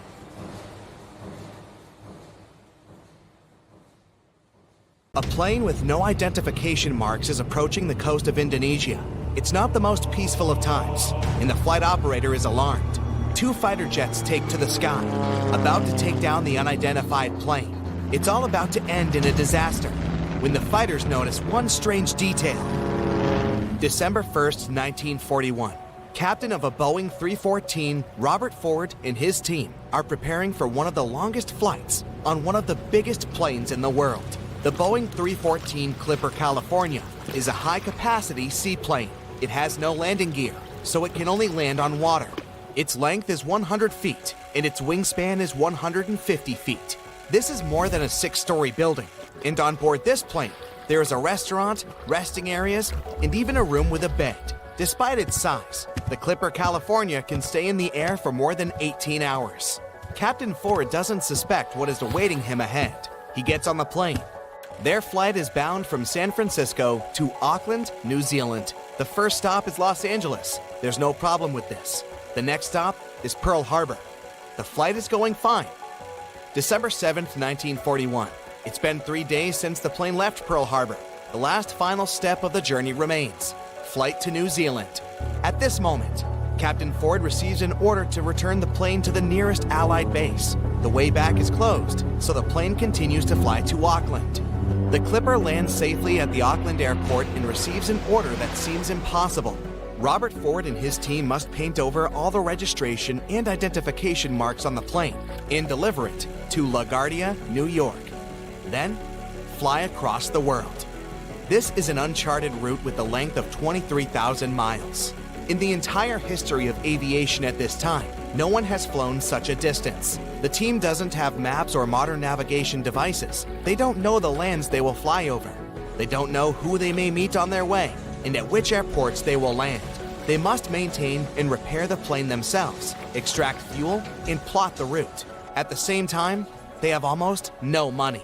Immediately after receiving the order, the team goes to the Auckland Library. They study all the atlases and maps to create a detailed flight plan. First, they need to get to Australia, then fly to Africa along the coast of Asia, and then they should go to the US. The crew paint all over the signs on the plane and prepare for takeoff. Fortunately, before the start, one banker finds about their situation and gives them $500. The plane takes off. The team didn't notice they forgot to paint over the American flag. In a few days, it will save their lives. Before Australia, they fly to New Caledonia to evacuate a group of people from there and deliver them to Australia. The operation is successful. In Australia, the team needs to refuel the plane. They don't find special transport for Clipper services at that airport, so the crew themselves transport 800 cans of gasoline. And here's an important detail. The Boeing 314 doesn't use conventional fuel. It needs to be filled with special high-octane aviation gasoline. Early in the morning, the Clipper takes off and heads to Indonesia. The flight is going fine. They are approaching the airport. Meanwhile, the captain of the base where the Clipper is supposed to land notices an unidentified plane. He doesn't know who's flying it and from where. No one warned him about it. It may be an enemy plane. 2 fighter jets take to the sky. They are approaching the Clipper and don't see any identification marks on its body. The pilots are about to attack, but at that moment, they notice an American flag. If Robert Ford hadn't forgotten to paint it over, then everything would have ended badly for him and his crew. The fighters allow landing. The Clipper lands on the water. A boat floats towards it to meet the plane's crew, but stops. It turns out the plane landed on a place filled with sea mines, so the boat doesn't dare to sail there. The Clipper approaches the port and miraculously avoids contact with mines. Robert Ford and the crew of the plane are well met. They are going too quickly to rest and hit the road. But then, a big problem surfaces. The plane is running out of fuel, and at that naval base, there is only ordinary automobile gas. Nobody knows if the plane engine is going to go with it. It may burn out or stop working altogether, but there's no choice. They fill the tanks with ordinary fuel. Captain decides to take off using the remnants of aviation fuel, and during the flight, they switch to tanks with ordinary gasoline. When this happens, the plane's engine begins to clap and rattle, but after a while, it calms down. The flight continues. For 19 hours, they fly on dangerous fuel. Their next stop is Ceylon. The sky is covered with clouds. The pilot doesn't see the coast in the airport, so he decides to lower the plane below the clouds. They fly at an altitude of 300 feet above the surface of the sea and notice a huge whale ahead. The plane flies closer, and it turns out it's not a whale. It's an enemy ship. The Clipper begins to gain altitude to hide back into the clouds. Finally, they are again surrounded by a white veil. The booms and blasts are heard behind and below the plane. The Clipper's flying with zero visibility for 60 minutes. Finally, the clouds are clearing and they see the port of Ceylon. The team makes a short stopover and proceeds with its journey. As soon as the plane takes off, one of the engines explodes. Fortunately, they didn't have time to fly far from the port, so they successfully landed the plane on the water and repaired the engine. The Clipper continues its mission. Now, Robert Ford's team flies mainly over land. This is very risky, since the aircraft doesn't have landing gear and it can't safely land on solid ground. Finally, they get to the Congo. The team has a great time here, gains strength, rests, and most importantly, gets high-octane aviation gasoline. Things are going great, but there's another ordeal ahead. Now, the aviators will have to make the longest flight in their journey. Their next stop is a port town in Brazil, and the distance to it is 3,500 miles across the ocean. The maximum flight distance of the Boeing is 3,700 miles. Any deviation from the course or a strong headwind can easily prevent the aircraft from reaching the port. Worried, the crew refill the tank and load additional fuel onto the plane. They leave the Congo, taking off along the narrow river. At this moment, the pilot notices the river ends a few miles away with a waterfall. The plane must urgently gain altitude, but it can't. The large amount of additional fuel bears the Clipper down. The waterfall is getting closer. In the last seconds, the plane manages to rise to the desired height. But even after the waterfall, Boeing still doesn't get high enough. It hovers right above the rocky coastal cliffs. A slight inclination can lead to a crash. Fortunately, they manage to pass unharmed. The plane rises to the perfect height. During the flight from the Congo to Brazil, the crew broke a new record. It's 23 hours and 35 minutes in the air.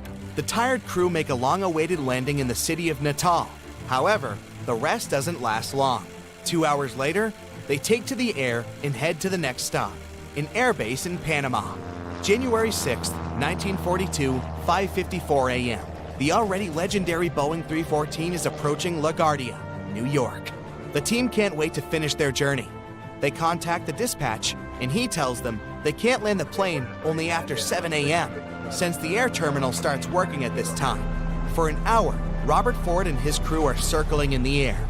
It was probably the longest hour of their lives. Finally, the mission is complete. The Boeing 314 becomes the first passenger plane to make an almost around-the-world trip. This long flight lasted more than a month. This plane spent 209 hours or 8 days in the air. During this time, it covered more than 30,000 miles and made 18 landings. Pan American Flight 6 was finishing an around-the-world trip with several stops on its way. On October 16, 1956, the Boeing 377 Stratocruiser, dubbed Sovereign of the Skies, left Honolulu and was heading for San Francisco. It was the flight's last leg, but no one could predict this phrase would turn out to be not just a figure of speech. The plane had to start its journey at 7:30 p.m., but some maintenance issues delayed boarding for almost an hour. The passengers were getting a bit impatient. The plane finally took off at 8:26 p.m. and soon reached the altitude of 13,000 feet. For some time, the aircraft was experiencing turbulence, which made it impossible to serve dinner. Several hours later, the lights were dimmed and the passengers stretched across empty seats preparing to have a peaceful sleep. Little did they know that sleep was the last thing they were going to get that night. At about 1 a.m., the cockpit crew got permission to climb to 21,000 feet, but once the aircraft reached the needed height, a terrible thing happened. At 1:20 a.m., one of the plane's engines started to overspeed. George Hacker, The first officer flying the plane tried to deal with this problem by slowing the plane down. It didn't work out. This made Captain Richard Ogg cut off the oil supply to the engine altogether. After a while, the engine conked out, but its propeller kept windmilling in the airstream. It caused the aircraft to start losing precious fuel and seriously slowed down its speed. The plane was moving far too slowly now, just 174 miles per hour. It was also losing altitude at an alarming pace, at the rate of 1,000 feet per minute. The three remaining engines were struggling, trying to decrease the breakneck speed of the descent. At least, they were still functioning. It made the pilots feel somewhat hopeful. But all of a sudden, the captain noticed that the fourth engine started to fail. It was producing just a bit of power, even though it was working at full throttle. At 2:45 a.m., the unavoidable happened. The fourth engine started to backfire, and the pilots had to shut it down. Now the plane had only two working engines and was moving more and more slowly. The crew calculated how much fuel the aircraft was consuming, and a heavy silence filled the cockpit. The pilots had nothing to do but face the awful truth. The plane didn't have enough fuel to reach San Francisco. Neither could it return to Honolulu. Captain Ogg sent a radio message to the U.S. Coast Guard. Pan Am 90943, Flight 6, declares an emergency over the Pacific. At that time, a Coast Guard cutter was always on patrol between Hawaii and the California coast. Such ships passed on radio messages to the nearest airplanes and provided them with weather information. They were usually placed near the points of no return. Those were the areas where a plane would have already burned so much fuel that it wouldn't have a chance to turn back if something went wrong. That night, the Coast Guard cutter was the 255-foot Pontchartrain, and William Earl was the commander. The plane headed toward the ship and leveled off at an altitude of 2,000 feet. Then it started to fly above the ship in 8-mile circles, waiting for daylight. It was crucial to see the surroundings because the pilots had to keep the aircraft's wings level with the ocean, and it would be impossible in the dark. During the day, it would also be easier to rescue all the passengers. The captain's decision to ditch the plane carrying 24 passengers and 7 crew members wasn't an easy or hurried one. He had to weigh numerous factors. Should I get rid of the fuel to make the plane lighter? Should I land now or wait until daylight and better visibility? But one thing was crystal clear. Having lost 2 engines, the plane was burning the fuel too fast. There was no other solution but to ditch into the ocean. As the Stratocruiser was circling the Coast Guard cutter, it managed to climb from 2,000 to 5,000 feet. It caused the plane to consume more fuel and become lighter, which was a good thing. The lighter the aircraft, the longer it would float on the surface. Plus, it lowered the risk of fire after a crash landing. The captain knew about an accident that had happened with another Pan Am Stratocruiser. That time, the plane's tail broke off. That's why Captain Ogg asked the passengers in the back to move toward the front part of the plane. Those who were sitting by the engines had to relocate too. Flight attendants removed all loose objects in the cabin and explained to the passengers what to expect. Since the problem started, the crew members had been doing their best to calm down the terrified people. When the passengers found out the plane was going to circle and wasn't landing in the dark, they were hugely relieved. Another comforting thought was that the Coast Guard cutter was out there, ready to provide them with as much help as possible. Luckily, the weather was good, and the ocean was very calm. At 5:40 a.m., Captain Ogg informed the cutter he was ready to ditch. The ship left a thick foam path in the water to help the pilots understand their height above the surface more clearly. At 6:15 a.m., the plane touched down. It was still moving at a speed of 105 miles per hour. It had already traveled several hundred feet along the surface and started to slow down when the worst possible thing happened. One of the wings hit a wave, the aircraft rotated nearly 180 degrees, and its tail broke off. After that, in a matter of seconds, the plane's nose went under the water. One of those who had been on board the plane said later that all he could see at that terrifying moment was water. It seemed to be everywhere. But after less than a minute, it started to recede. The front of the plane resurfaced. People on the Pontchartrain were staring at the disaster unfolding in front of their eyes, feeling numb. They were devastated. No one could possibly survive such a crash landing. But they were very, very wrong. All 31 people on board the plane were alive. Even more astonishingly, there had been just a couple of minor injuries.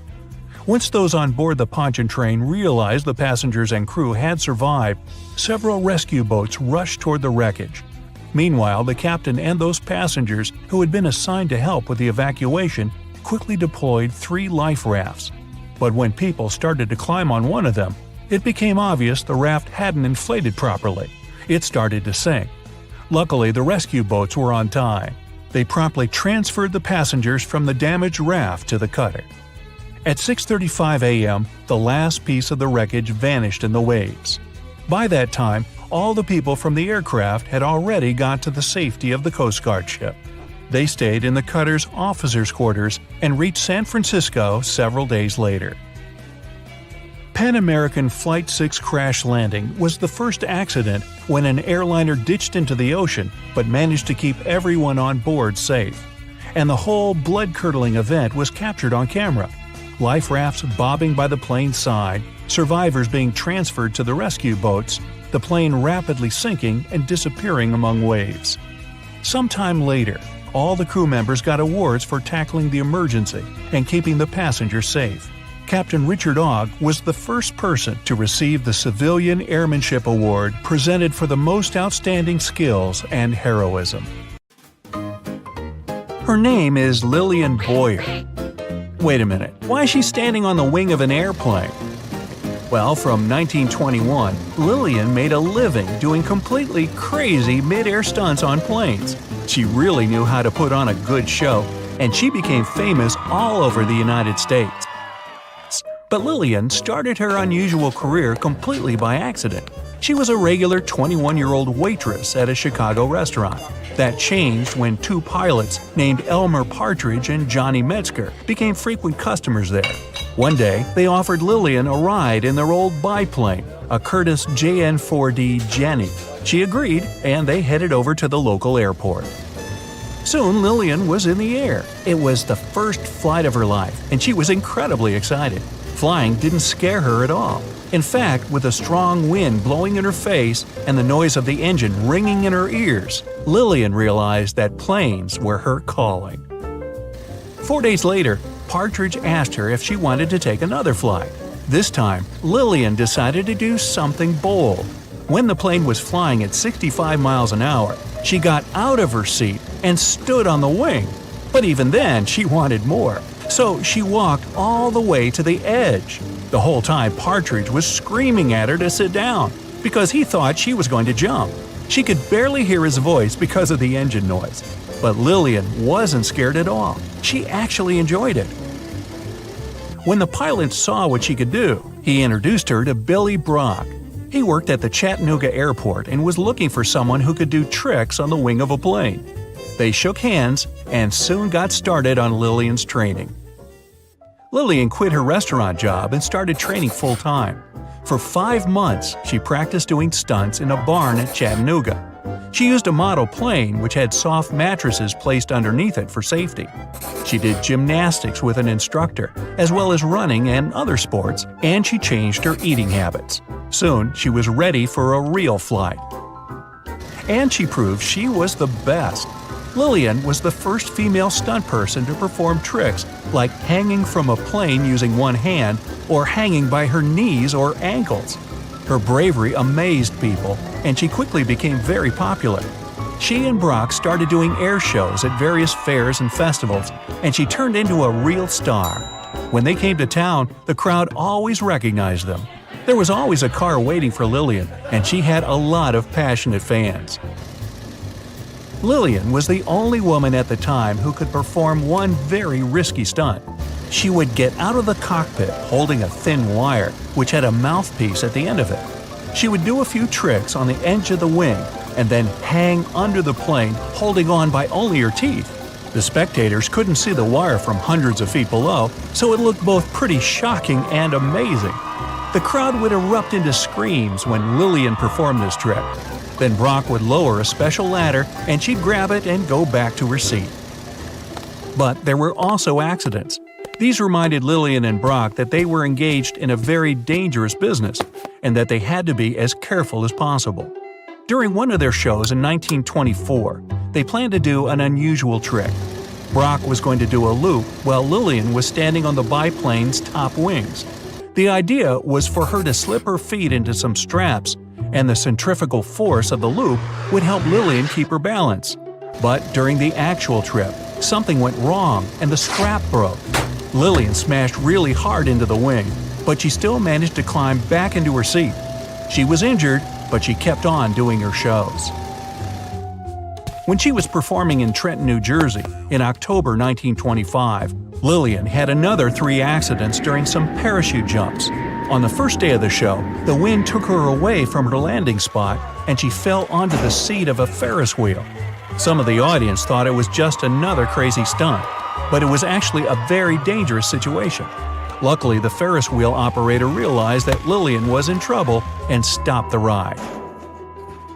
The second time, she couldn't control her chute and struck the roof of the grandstand. She hit it hard and got stuck there, and people had to look for a ladder to help Lillian down. On the third day of her show, Lillian's parachute almost landed on a tent, so she pulled on the shrouds as hard as she could to change direction. But this made the parachute turn inside out, and Lillian fell about 50 feet straight into the ground. She suffered a lot of injuries and had to be hospitalized, but she was treated very well. She was in the hospital for 2 months, and all of her bills were paid by an anonymous person. Lillian thought it was probably the president of the fair. He liked her. In fact, since she was a star, a lot of men admired her.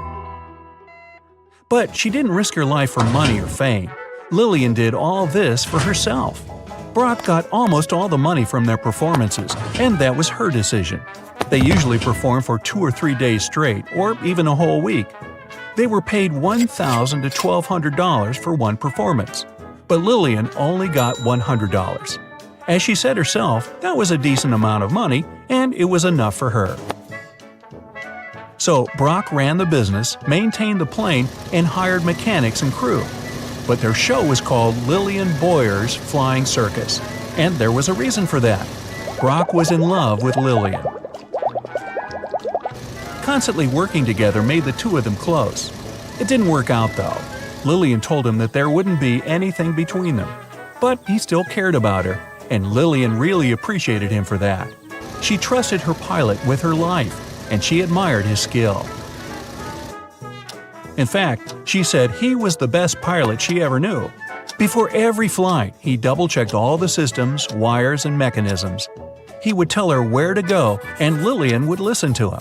And it was Brock who came up with most of the tricks. There was total trust between them, and they worked as one. After Brock passed away, Lillian kept doing stunts with another pilot, but she couldn't trust him like she had trusted Brock. One of her signature tricks was switching from a car to a plane, but she never did it with the new pilot. During her stunt career between 1921 and 1928, Lillian performed 352 shows in 41 U.S. states and Canada. She performed 143 changes from a car to a plane and made 37 parachute jumps. But in 1928, low-altitude flying was banned, and so dangerous stunts performed on the wings of airplanes became history. Almost half a century later, Lillian once again became a celebrity at the San Diego Aerospace Museum. An entire section of it was devoted to her incredible achievements. Lillian was the guest of honor at all the events there. One evening, she was given one of the most pleasant surprises of her life. It was a flight on a Boeing PT-17 biplane. This time, now in her 80s, Lillian didn't walk on the wings or perform dangerous stunts. But when she landed, she admitted that she really wanted to. The pilot had told her not to get out of the cockpit. Plus, she couldn't trust him as much as she had trusted Brock.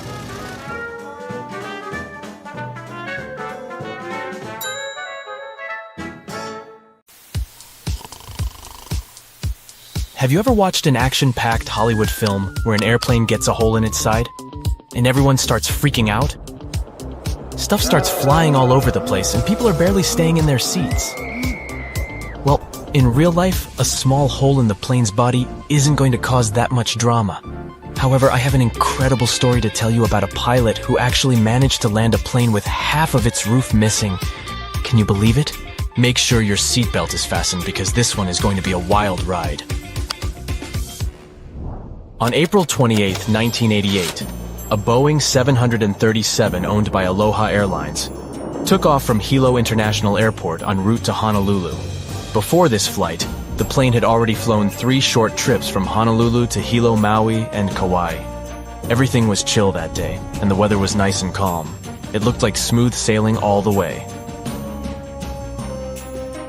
The captain of the flight was Robert Schornsteimer, and the co-pilot was Madeline Tompkins, both experienced pilots with thousands of flight hours in the Boeing 737. Bright and early that morning, before taking off from Honolulu, Madeline did the regular pre-flight inspection and said that everything was good to go. At 11 a.m., they took off from Honolulu and went to Maui, then Hilo. When they got to Hilo, they didn't leave the cockpit or check the plane from the outside. It wasn't a requirement, so why bother? At 1:25 p.m., the plane took off for the final leg of the round trip, with 95 people on board. 89 passengers, 2 pilots, 3 flight attendants, and an FAA traffic controller who sat in the observer seat in the cockpit. The plane had taken off like normal and reached its cruising altitude of 24,000 feet without any hiccups. But then, 26 miles from Kahului, things went totally haywire. The pilots heard a loud whooshing sound, followed by a crack, and then a rush of wind that was so loud it was deafening. Turns out, a small section of the roof on the left side had come loose, causing the plane to decompress explosively. And to make matters even worse, the decompression caused a chain reaction that led to a huge chunk of the plane's roof ripping off completely. That missing part was a massive 18.5 feet long and was part of the skin that covered the plane from the cockpit all the way back to the forewing area. The pilots didn't have a clue what was going on when the disaster struck. The first officer, who was the one in charge of the plane at that time, suddenly felt her head snap back, and then she saw a bunch of gray insulation and debris flying around the cockpit like it was a tornado. Meanwhile, the captain took a look around and was shocked to see that the cockpit door was nowhere to be seen, and instead of the first-class ceiling, he was staring straight up at the sky. The plane started to tilt from side to side, making it challenging to keep it under control. The crew in the cockpit quickly put on their oxygen masks, and the captain took over control of the plane. He then initiated an emergency descent towards the nearest airport on Maui Island. Luckily, all the passengers were seated, and most of them had their seatbelts fastened since the seatbelt sign was still on. Unfortunately, the 3 flight attendants were caught off guard. One of them was near the hole and was pulled out of the plane. The other 2 were thrown to the floor, with one of them hitting her head hard and losing consciousness. The third attendant tried to help the passengers and keep them calm. At the same time, the pilots were desperately trying to let air traffic control know that they were in trouble. But there were communication problems even between themselves due to the loud noise and the fact that they were wearing oxygen masks. They had to resort to hand signals to understand each other. Moreover, they were unsure whether their messages were being heard by ATC. The plane's controls were not responding properly, which made the captain's job of flying the plane even harder. The first officer was doing her best to assist the captain and communicate with the tower. It was only after the plane descended to an altitude of 14,000 feet that the controller finally received their distress call and immediately started making arrangements for an emergency landing. The control tower wasn't prepared for a situation like this, though. In fact, the tower had to call 911, just like any other regular person would do in case of an emergency. The problem was that the controller didn't understand the severity of the situation, and they didn't realize that the passengers and crew members would need medical help. This was because the crew had only reported a rapid decompression and hadn't explained the entire situation in detail. The plane was in a very bad mess, but the captain was doing everything he could to safely land the plane. As they descended towards the airport, The captain commanded the first officer to lower the landing gear, but the indicator light didn't turn on. The plane also had an issue with the left engine, which failed as they approached the runway. Despite these problems, the captain used the reverse thrust of the working engine to try and land the plane. It was a difficult and dangerous task, but they managed to land the plane safely on the runway. The passengers and crew members were then evacuated from the plane. It was a miracle that everyone survived. However, 65 people were injured. They had been hit by debris and pieces of the plane's body that were flying around. Unfortunately, the ground staff wasn't aware of the severity of the situation and didn't have enough resources to provide immediate medical assistance to the injured passengers. The first ambulance arrived 7 minutes after the plane landed, which wasn't an ideal scenario. Furthermore, there were only 2 ambulances on the entire island, which couldn't accommodate all the injured people. As a result, tour vans were used to transport the passengers to the hospital. Fortunately, 2 drivers who were former paramedics provided immediate first aid to the injured right on the runway. Meanwhile, the airport mechanics and office staff took the vans to the hospital, which was located 3 miles away. Despite the chaotic and stressful circumstances, only 8 people suffered severe injuries, but they all later made a full recovery. The plane was in really bad shape though, and it was no wonder it couldn't handle the stress of the decompression incident.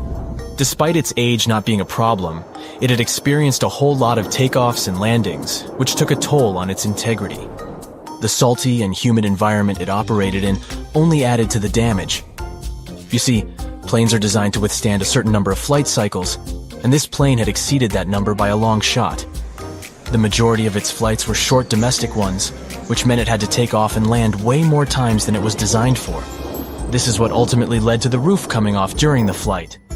The poor condition of the plane meant that it was beyond repair and had to be dismantled right there at the airport. What's interesting is that in an interview after the accident, one passenger recalled that she had noticed a crack in the plane's fuselage while she was boarding.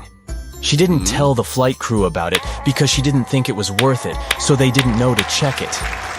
It's important to remember that these types of accidents are very rare nowadays. Major airlines and airports take numerous steps to ensure safety. And according to Harvard University, the chances of being in an airplane accident are about 1 in 1.2 million. That's a tiny percentage, and I don't know about you, but I find that very comforting.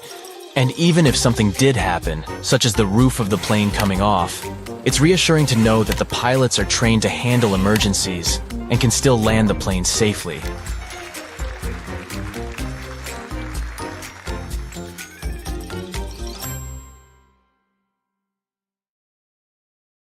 A lot of weird incidents have happened in the mysterious valley of Haizu ever since the 1950s. People even started comparing it to the infamous Bermuda Triangle. But are they really that similar? It all started when an airplane went missing here under circumstances no one can explain yet. They searched the location back and forth, but nothing appeared to have remained of the aircraft. And guess what? No one received any SOS messages from the team on board. And to top it off, the same year, a considerable number of tourists and local residents were lost here in the valley, never to be seen again. Speaking of the Bermuda Triangle, one can link its origin story to a series of mysterious disappearances of ships and aircraft, like the one that happened in 1945, when 5 planes and 14 people on board went missing in this location while doing routine training exercises. Even a thorough investigation didn't help to establish the cause of the incident. But that wasn't the end. Between 1945 and the mid-1980s, another 25 small planes went missing while going through the Bermuda Triangle, never to be seen again. And the search parties haven't recovered a single piece of these aircraft. The Bermuda Triangle isn't the only stretch of water that has claimed ships for good. In the Pacific Ocean, near Japan, there's a tricky portion of water that has earned the nickname the Devil's Sea. The best known out of all of these disappearances is that of a fishery patrol vessel that went missing in 1953. On board were 31 crew members and scientists who were looking to investigate a recently formed volcanic island. What happened to the ship and all the people on board? We'll never know, I guess, since they never found the ship or the crew members, and there was literally no trace of them left behind. Back in 1911, a standard train was scheduled to depart from a railway station in Rome, hoping to reach the city of Milan. Needless to say, none of the 106 passengers ever made it to the destination, and no one has ever seen them again. What happened to these people and to their train? Were they really lost forever? Some people seem to believe this isn't the case. As it was completing its journey, the train was supposed to pass through a long tunnel. It did enter it, but never came out the other end of the tunnel. Nothing was left of the train, and it seemed like it literally just vanished into thin air. Only 2 of the passengers were found, but they were quite unwell at the time, and their stories did not seem to make much sense. They spoke of a dense fog that they simply jumped out of because they got so scared. 15 years later, a story spread about a group of 104 Italian people that popped up in Mexico City, claiming they had arrived by train from Rome. If that's not weird enough, the story appears to have been reported back in 1845, 66 years before the train even departed in the first place. Of course, nobody at the time actually took these people seriously, but you can't help but wonder, did they actually time travel via the Roman tunnel, or is it just another urban myth? What do you think? The Lost Colony is the story of a strange phenomenon that happened back in the late 1500s. A group of people from England had moved into a colony on Roanoke Island off the coast of present-day North Carolina. But they soon realized they didn't have enough supplies. To fix this, the colony's governor decided to head back to England to get some. He didn't manage to come back for another 3 years. When he finally did, he was astonished at what was left behind. Nothing. The entire population of the colony was gone. The only reminder of what had been there was a single word carved into a tree. To this day, nobody knows what might have happened to these people or what the carved word means. A lighthouse without an operator? You might think that can't possibly be true, but hear me out. Located in the northwestern part of Scotland are the Flannan Isles. There's nothing fancy about them since they're nothing more than a bunch of rocks and grass. But there is a famous lighthouse here hiding a dark secret. In 1900, all 3 of the lighthouse's keepers mysteriously disappeared, never to be seen again. Ever since, the islands have been completely abandoned. The lighthouse became one of those with an automated system in the 1970s. No list of places where things go missing could be complete without this mysterious forest located in Transylvania, a region in Romania. And no, it has nothing to do with the famous Count Dracula, if that's what you're thinking. It's called the Hoya Forest, and it's a place that has seen quite its share of unusual phenomena. Not only do people go missing here, but others have experienced all sorts of weird noises, from female voices to whispers.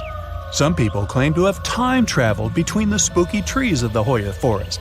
They say they had literally skipped a few hours before they went back. The Yellowhead Highway is a stretch of road located in British Columbia, Canada.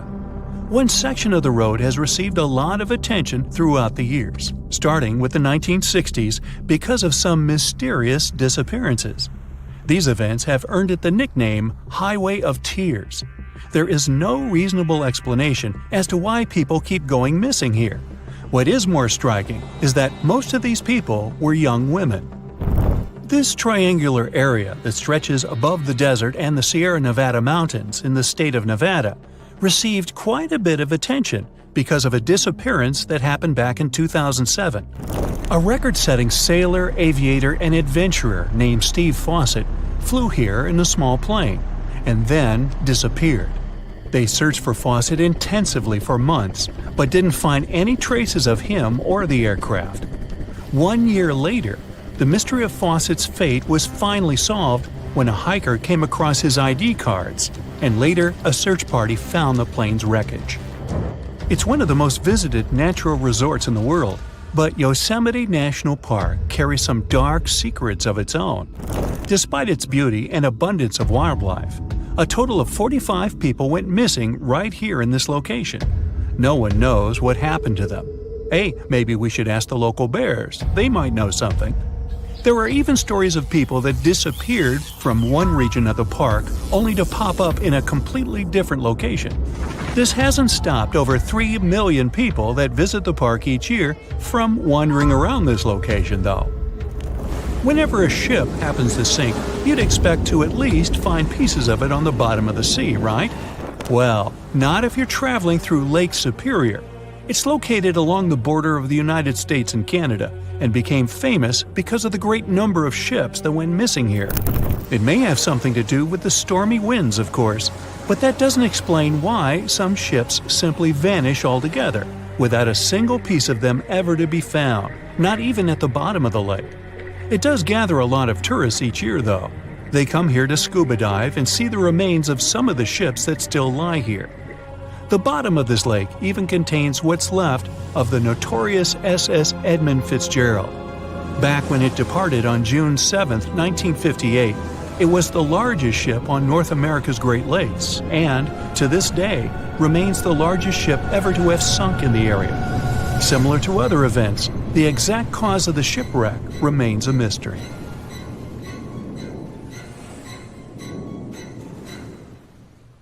The moon shines brightly and illuminates the black water of the ocean. Thick fog descends on it in ominous silence.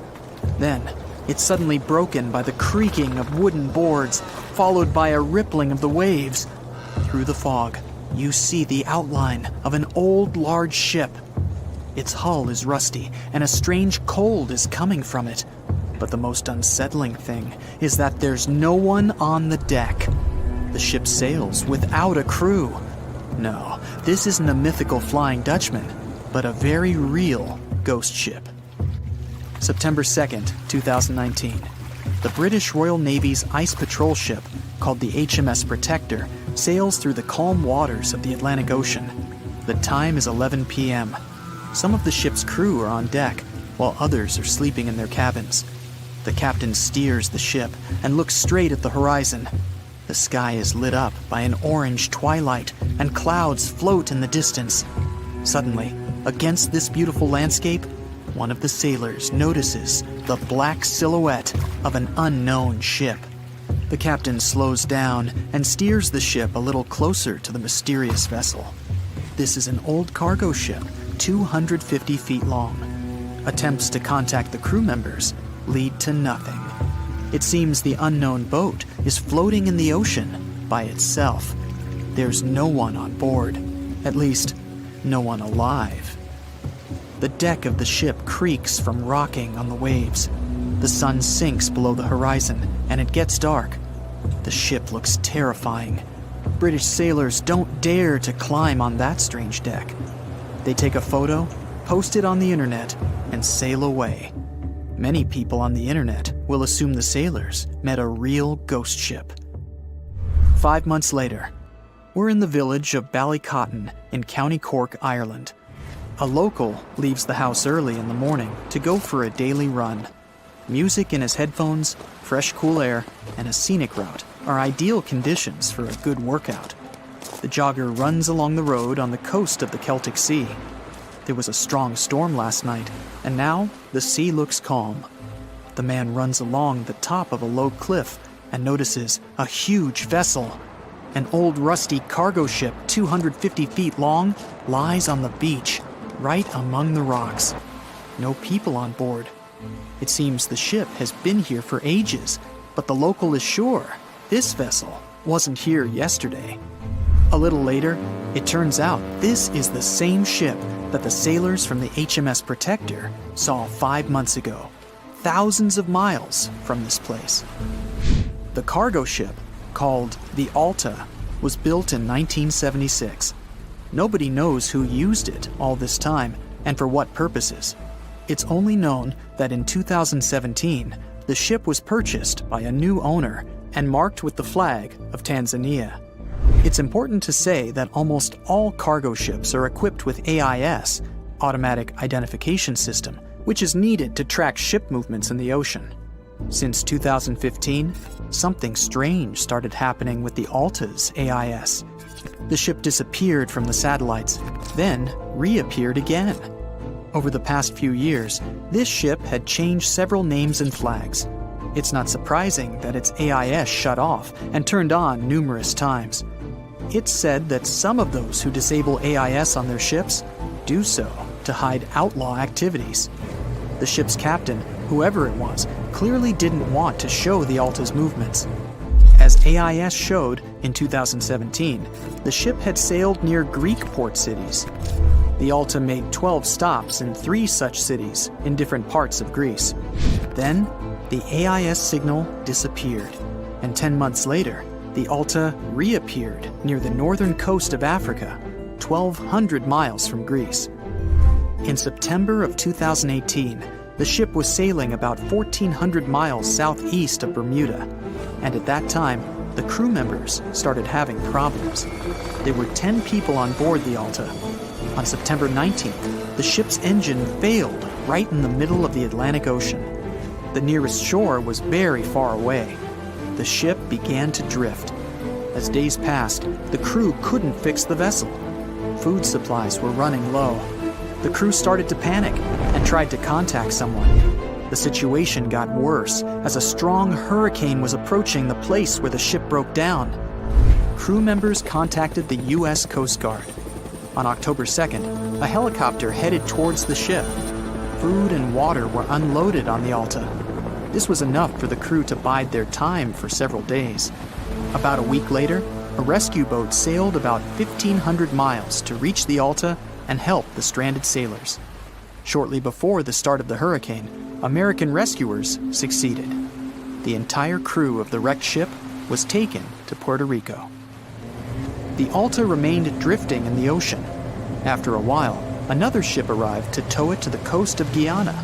Then, something went wrong again. The ship was hijacked. Who did it and why remains a mystery to this day. But then, for some unknown reason, the thieves decided to abandon the ship and left it to drift in the ocean. For almost a year, the ship's location couldn't be tracked. Then, in September 2019, the vessel was found by the British Royal Navy. How the Alta was able to cover the distance across the Atlantic and wash up on the coast of Ireland is unknown. An investigation has been launched in Ireland. It's necessary to identify the owner of the vessel and find a responsible person to take on the task of towing it. But no one has since been found. Once, an unknown person called the Irish authorities and introduced themselves as the owner of the ship, but didn't provide any evidence. Several barrels of oil were found on board the Alta. To dismantle the ship, the Irish authorities will need to spend about 10 million euros. Local residents are annoyed by the wreck too. Corroding metal is bad for the environment, and kids have already snuck on board and posted a video on the internet from inside the abandoned ship. The further fate of the Alta remains unresolved. It's still lying there. That ship sailed in the ocean for just 2 years. Now imagine if some other managed to drift for 38. In all that time, no one could catch this ship, and people still seek it. That vessel is called the SS Bechimo. It was a merchant ship owned by a Canadian trading company. In 1931, the ship got stuck in ice off the coast of Alaska. A strong snowstorm began. The team waited a week for it to end, but the storm only intensified. One day, the weather improved a bit, and part of the team was evacuated to the nearest city. Another part of the crew, with the captain, set up camp near the ship. The storm started again and didn't stop for a long time. The blizzard was so heavy that the ship's captain couldn't see beyond his arm's reach.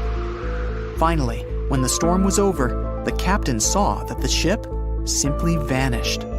He decided the Bechimo sank during the storm. A week later, the ship was found, drifting near the place where it was lost.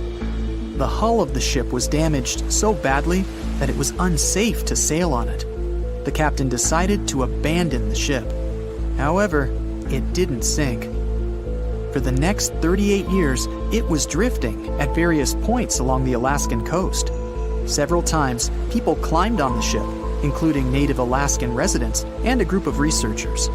Attempts to save the vessel from the sea ended in failure. The salvage operations were hampered by drifting ice and bad weather. The last time it was seen was in 1969. The ship was frozen and blocked by the ice. In 2006, the government created a special project to find the Beichimo. However, in all these years, the ship still hasn't been found. Its fate is unknown. It's likely that the ship has finally found peace and is now lying on the seabed of the Chukchi Sea. You've probably seen Hollywood movies where somehow a small hole opens up in the side of a plane and then immediately it's utter chaos. Food trays and bags flying, seatbelts barely holding passengers in place. Luckily, in reality, small damage to the fuselage won't cause such dramatic consequences. But would you believe me if I told you there was a pilot that managed to land a plane with half the roof torn completely off? Buckle up. At 1:25 p.m. on April 28, 1988, a 19-year-old Boeing 737 that belonged to Aloha Airlines left Hilo International Airport and headed for Honolulu. The plane was named after Queen Liliuokalani, who was the last sovereign monarch of the Kingdom of Hawaii. On that day, the aircraft already had 3 short flights from Honolulu to Hilo, Maui, and Kauai. Apologies to the people of Hawaii for any mispronounced names. Anyway, all the trips were regular and uneventful. The weather was calm, and it seemed like nothing could go wrong. The captain was experienced pilot Robert Schornsteimer, 44 years old, who had 6,700 flight hours in the Boeing 737. The first officer was Madeline Tompkins, 36 years old, who had flown more than 3,500 hours in the very same Boeing model. Early in the morning, still in Honolulu, the first officer had conducted the regular pre-flight inspection and announced that the plane was ready for the flight. At 11 a.m., the plane left Honolulu and headed for Maui and then to Hilo. When the plane arrived at the destination, the pilots didn't leave the cockpit or inspect the aircraft from the outside. After all, it wasn't a requirement, so they didn't have to. Following schedule, the plane started the last leg on their routine round trip at 1:25 p.m. There were 95 people on board the aircraft, 89 passengers, 2 pilots, 3 flight attendants, and an FAA traffic controller who stayed in the observer seat in the cockpit. After a normal takeoff and ascent, the plane got to the usual cruising altitude of 24,000 feet, and then, at about 1:48 p.m., 26 miles away from Kaului, the unexpected happened. Those who were in the cockpit heard a loud whooshing sound and then a crack, followed by the deafening sound of wind seconds later. Apparently, a small part of the roof on the left side tore loose, which led to the explosive decompression of the plane. But the worst thing was that the decompression caused a ripple effect, which led to a huge section of the airplane's roof to tear off completely. The length of the missing part was 18.5 feet long. It was all part of the aircraft's skin that covered the plane from the cockpit back to the forewing area.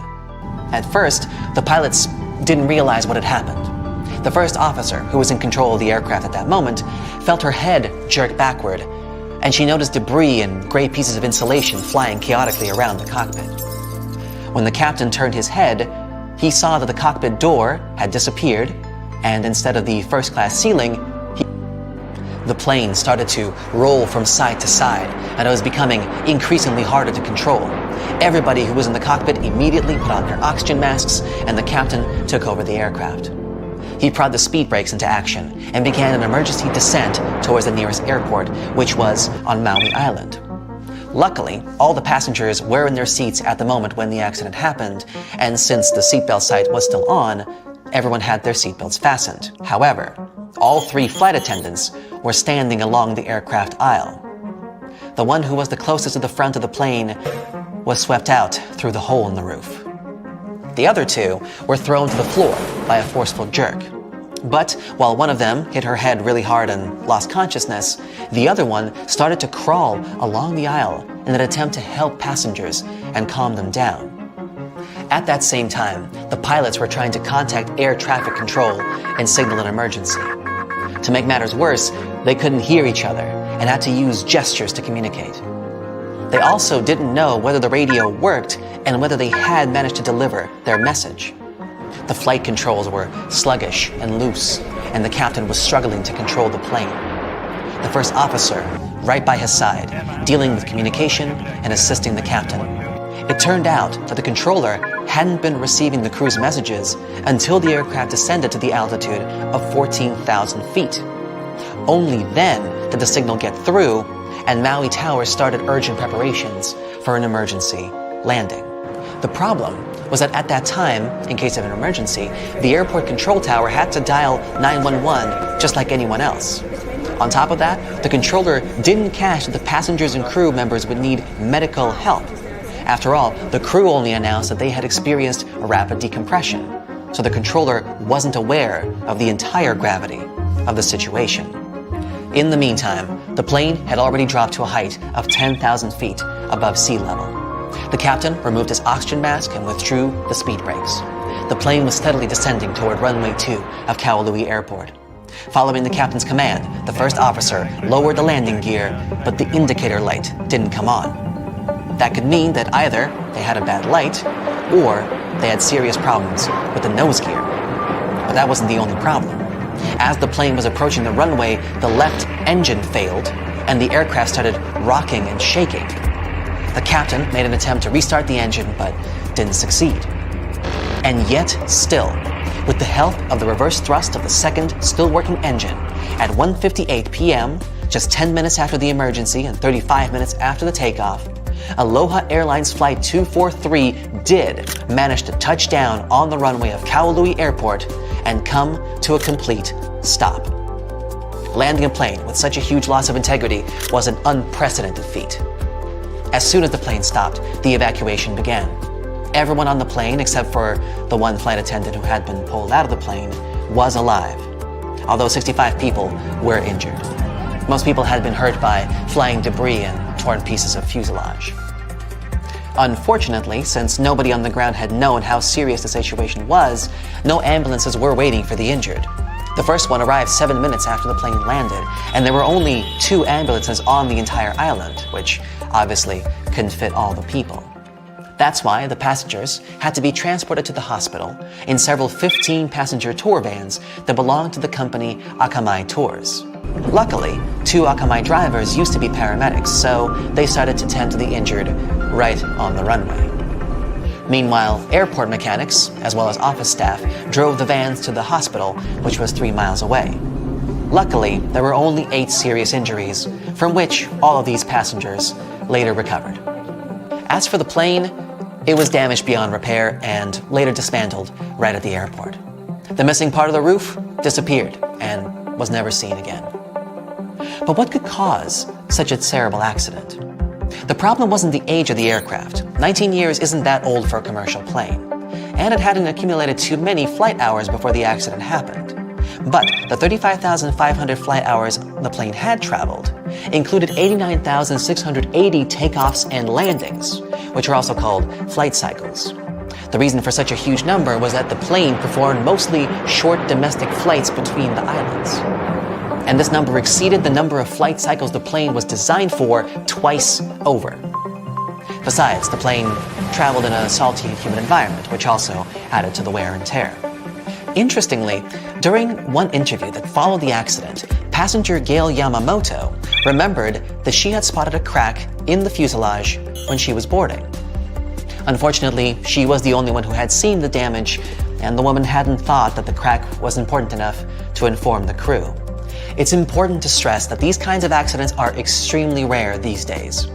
According to Harvard University, given all the steps and measures major airlines and airports take to ensure safety, the odds of you being in an airplane accident is roughly 1 in 1.2 million.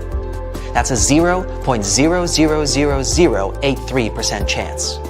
I don't know about you, but I like those odds.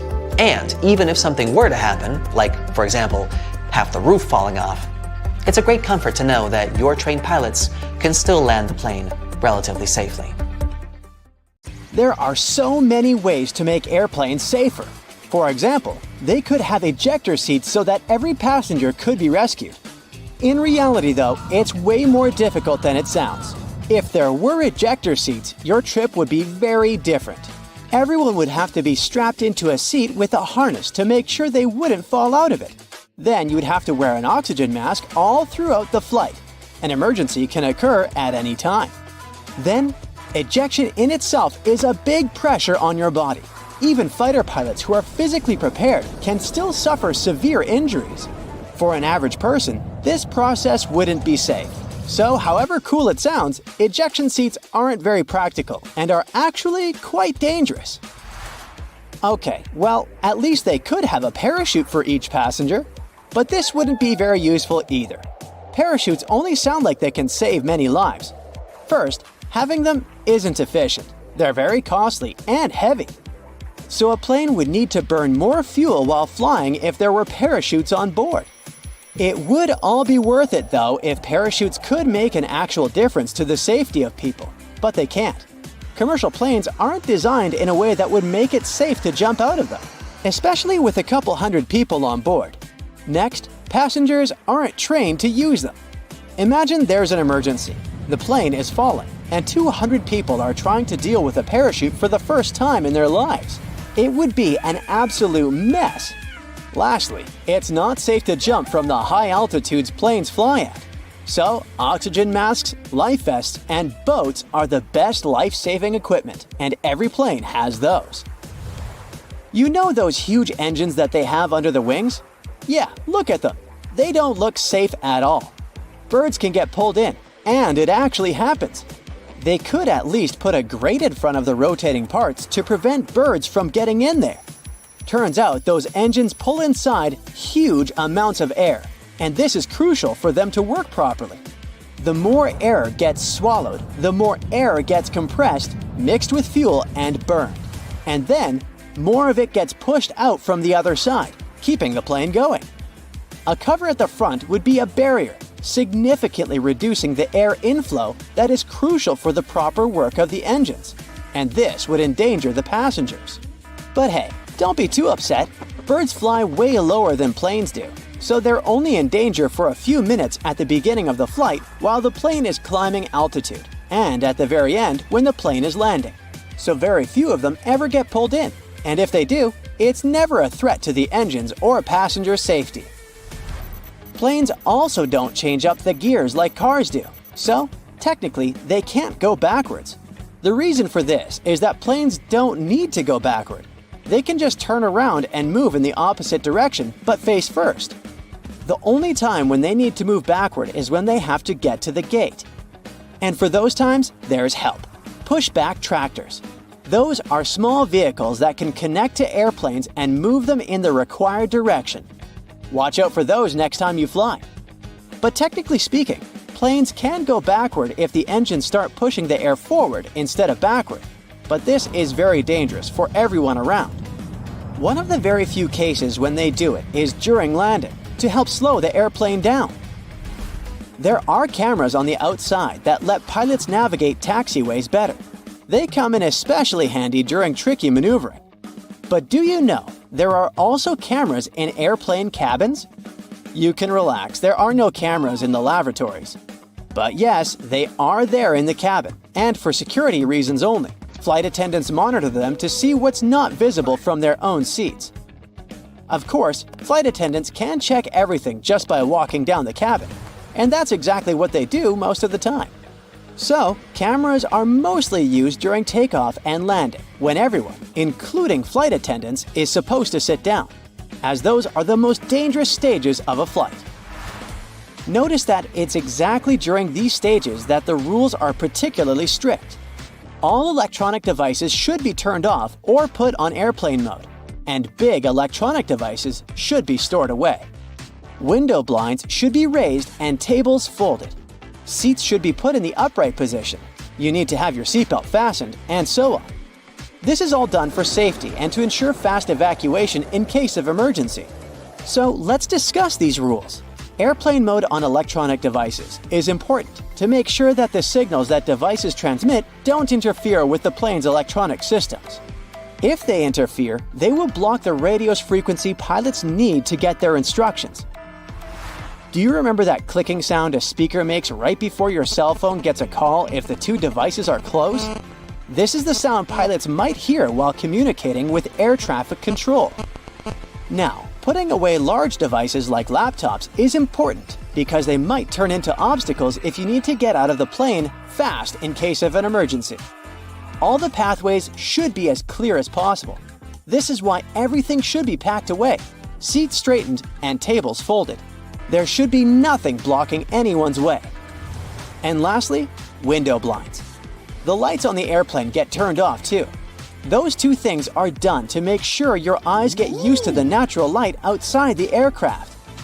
Imagine it's night, some emergency happens, and the lights that were left on suddenly go off. People need to evacuate as fast as possible, but their eyes aren't adjusted to the dark yet, and they can't see anything. This will slow everyone down. If the lights inside are out, people get used to the darkness and will be able to evacuate faster. The same goes for window blinds. If it's day and they are raised, people are used to the light outside and can evacuate faster. Another reason is that when blinds are raised during landing, people outside can see what's going on inside the plane. For example, if there's fire or smoke and where exactly. This way, they can plan the evacuation process better. Also, you might have noticed black triangles drawn above some windows on the airplane. These triangles mark the seats from which the view on the airplane's wings is the best. It's needed for the crew to find the spot as fast as possible if, in case of emergency, they need to inspect the engines, slats, or flaps. This little triangle saves the plane crew a lot of time. We do talk about emergencies a lot, but they really don't happen often. It's more dangerous to drive a car than to fly by plane, and most of us get in the car every day. Yet, the fear of flying is still very much out there, and people can get superstitious. In many cultures, the number 13 is considered unlucky. So, airplane companies that often fly to those destinations just omit row 13. It's a small thing to do, but it can spare a few anxious passengers who happen to sit in row 13. In other cultures, like in Italy and Brazil, 17 is the unlucky number, and some aircraft have both rows 13 and 17 missing. In airplanes that fly to China, they can often omit row 14 instead. A lot of airports are built near water, and there's a whole bunch of reasons for this. First off, most airports are located in big cities, and big cities are usually built near some form of water anyway. Back in the day, before trucks and proper roads were built, goods were transported by ship. Having a river or ocean nearby was vital to deliver essential supplies to the cities, like food and building supplies. It also allowed for trading to boost the local economies. Because most people travel into big cities for business and holidays, rather than rural areas, it made sense to build the airports there. The high demand for travel meant that the airports were needed and also made them profitable. But that's not the only reason they're built near water. Big cities are usually super crowded, and airports require a lot of land. Imagine trying to find a space big enough in the middle of New York City to put an airport. It would be basically impossible. Areas next to water are usually a bit more rural, so there's more space than the big cities filled with skyscrapers. Some countries have even taken this one step further. Land is really scarce in Japan, so to build Kansai International Airport, the architects of Osaka headed 3 miles offshore to Osaka Bay to make a man-made island. The artificial island is 13,200 feet long and 8,500 feet wide. That's so big that it can even be seen from space. It took a whopping 38 months to complete, and travelers can get across to the main island of Honshu via car, railroad, or high-speed ferry. Kansai International Airport opened in 1994 and became the world's first airport to be built on the sea. Despite its location, it has the longest airport terminal in the world with a length of just under 1 mile. Airplanes also can't have any obstacles around them when landing. It would be really difficult to try landing a plane with obstructions. These include trees, mountains, buildings, and power lines. Over water, nothing will restrict planes from taking off or landing, making it much safer. On mountainous islands, runways are often parallel to the ocean, as the mountains are inland, just like in the Gran Canaria Airport located on one of the Canary Islands. It also links to safety reasons.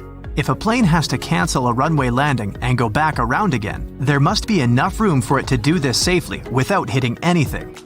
It's also got to be able to climb back up into the air at a safe angle to avoid causing problems for the passengers inside. Reaching this safe altitude is much easier, quicker, and safer by the sea, compared to big cities or mountainous areas. Speaking of failed landings, pilots are trained to deal with engine failure on takeoff. If a plane reaches the right speed for takeoff, it has to leave the runway, even if the engine fails. But don't worry, planes can still fly with only one engine. It just requires a bit more effort. Because of the reduced capacity, it takes longer to reach the right altitude, and more space is required for takeoff. Taking off towards the ocean makes it easier to climb to a safe altitude without worrying about colliding with any obstacles. Another reason for airports being built at water level is that the higher up we go, the thinner the air becomes. It causes the thrust of the engines to decrease, as well as the lift produced by the wings.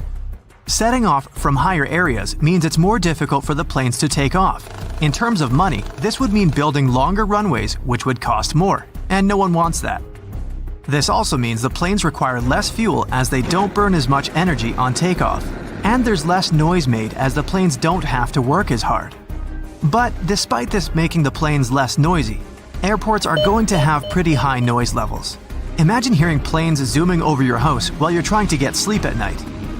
This is a key reason why airports are usually built on the coast, far away from any residential areas, as fish aren't generally known to file noise complaints.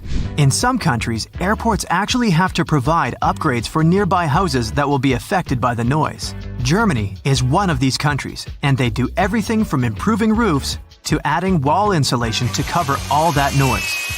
Building by the coast means that they don't have to pay up for all these expensive upgrades, which saves the airport lots of cash. Coastal areas also have weather advantages for flying. Sea breezes are steady winds that blow from the water to the land. Planes mostly land and take off with the wind, making it the perfect place to build an airport as there'll be no delays caused by unexpected strong winds. But while the sea breezes that come in spring and summer are great, areas near water can be prone to fog during fall and winter, so this part has its pros and cons. But not every airport is on the coast, as it does also pose a number of issues too. One of the biggest is birds. Our feathered friends love the coast because of all the yummy fish, but they can cause big problems for pilots. But airports manage to get around this using scare tactics. Birds don't really enjoy noise, and planes aren't the quietest of things. Airports also make loud bangs and even train hawks to take down birds that are in the way. The most obvious risk of building close to the sea, though, is flooding. Airports cost crazy amounts of money to build, and planes aren't cheap either. Back in 2018, Kansai Airport was flooded by Typhoon Jebi. They had to cancel all operations for 2 days, and the water was so high that it damaged the engines of the planes. While coastal airports put measures in place to protect against flooding, it's pretty difficult to save everything from a typhoon. With rising sea levels and an increase in extreme weather, these floodings are also looking more and more likely to happen. A quarter of the world's 100 busiest airports are less than 32 feet above sea level, and 12 of those, including New York, San Francisco, and Shanghai, are less than 16 feet. Yikes! All that water poses another problem. If planes overshoot the runway, they have nowhere to go. Overshooting is basically when the pilot underestimates the length of the runway and doesn't reach takeoff speed in time. There are usually extra bits of concrete or grass that the plane can run onto when the airports are on land. There'd be a bit of damage to the plane in this case, but nothing major. But with coastal airports, the plane might go straight into the water. Luckily, there's new tech that aims to prevent this from happening. These new kits let the pilots enter in all the flight calculations, including the weather conditions that could affect takeoff. This system then calculates how much runway the plane will need to stop. Many airports also have added soft concrete to the end of runways to avoid a watery disaster. When the plane glides onto this soft concrete, they get stuck and it stops them traveling too far. There are also financial issues with building airports next to the water. Land rent next to the coast or lakes is usually higher than the mainland due to the demand. Like 40% of the US population lives on the coast, despite coastal areas only making up around 10% of America's total landmass. Airports require flat land to be built on, but this isn't always easy to find, and coastal land can pose particular problems due to sand conditions on marshland. But this doesn't mean it's not possible. One of the world's most famous airports, New York's JFK, was built on marshland. The land was a lot cheaper than usual, and marshland can't really be used for a lot. Of course, it can cost a lot of money to make the ground suitable to carry heavy loads, but this was all sorted. Finding such a big area close to one of the world's most famous cities was a very rare find, even if it was marshland. The Himalayas have some of the highest peaks in the world, including Mount Everest. But it's no surprise airplanes find it difficult to navigate the area.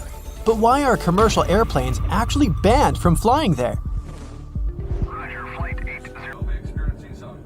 For starters, these mountains have an average height of more than 20,000 feet. Mount Everest, the highest mountain in the entire world, stands at 29,037 feet high above sea level. The area is rough, filled with snow, and has almost no flat surfaces. In case of sudden cabin depressurization, it would be really difficult to perform an emergency landing, since there's literally no flat area there. More so, the low oxygen environment at such an altitude means there's likely to be a lot of turbulence. Not only is it really unpleasant for passengers, but random air movements and high wind velocity means that it's really difficult to maneuver the airplane. This area is also quite low populated, so there's not much there in terms of radar systems. And radar is crucial for aviation safety. Without radars, pilots would be unable to communicate with the ground to figure out flight conditions. It can also get so cold up there that jet fuel might completely freeze. Sure, the fuels used in airplanes usually freeze at around -50 degrees Fahrenheit, but it may be possible above Everest. The lowest temperature was recorded there back in December 2004, when thermometers showed a staggering -44 degrees Fahrenheit. So, no wonder pilots don't want to ever take that risk, especially on a commercial flight. Among the few airports located in the Himalayas, there's one considered to be the most challenging to land in the world. Only 8 pilots on the planet are certified to do it. It's called Paro International Airport, and it's located in Bhutan, a landlocked country in the eastern Himalayas. First, landing there is so dangerous because you're literally flying through some of the world's tallest mountain peaks. Not to mention that those 8 pilots also have to consider strong winds. Despite the challenges, they do manage to safely land over 30,000 people each year. Moving further, there's no radar there to guide the pilots, so they need to maneuver the aircraft entirely in manual mode. The pilots need to track their movements based on specific visual landmark checkpoints as they approach the runway. Moreover, flights are only allowed there during daylight hours and under good visibility. These pilots also need to watch out for utility poles and roofs on the hillsides too. It means they often squeeze their planes between mountain peaks at 45-degree angles before dropping quickly onto the runway. No wonder only 2 airlines fly to Paro International Airport. Apart from these commercial pilots, there are specially trained helicopter rescue pilots who spend most of their career at 20,000 feet in the sky. Most of the time, they partner with equally experienced climbers who train by crossing the Khumbu Icefall. It's dubbed the most dangerous square mile on the planet. Made up of ice pillars as tall as a 6-story building, this huge stretch of the glacier on Everest's western side is filled with bottomless ice holes. It takes between 4 to 12 hours to get from one edge of the icefall to the other, depending on the experience of the climber. You may think it's a pretty serene location since you're literally only surrounded by ice and snow, but these local professionals claim otherwise. One Everest veteran said that the noise was actually the worst part of the job. The mountain produces awful squeaking sounds and sometimes even sighs. It often makes people feel like it's talking to them, warning them about the treacherous environment.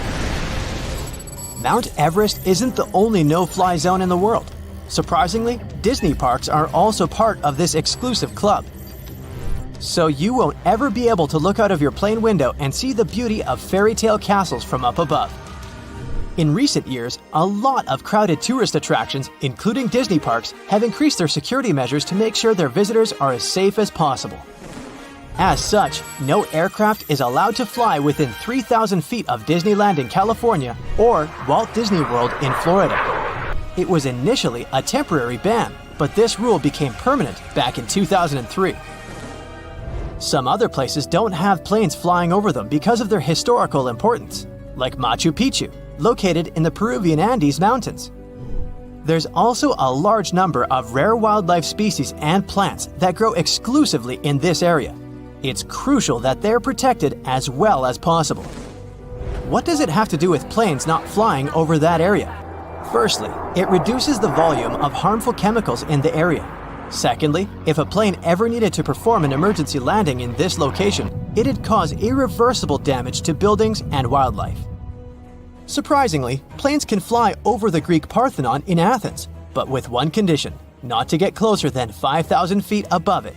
This way, the historical building is kept a bit more protected from any emergency landings, since there are specially designated areas around it. You won't be able to see the Taj Mahal from above either, since it's one of the most important, oldest, and most beautiful pieces of architecture in the world. It also needs added security features. This building dates back to the 1600s. UNESCO announced it a World Heritage Site in 1983. The Indian authorities set up a no-fly zone above it in 2006. They did it to safeguard not only the building itself, but also the crowds of tourists that come there each year, 7 to 8 million people. Buckingham Palace is well known for being the residence of British monarchs. So, for the Queen's security, a no-fly zone was set up here too.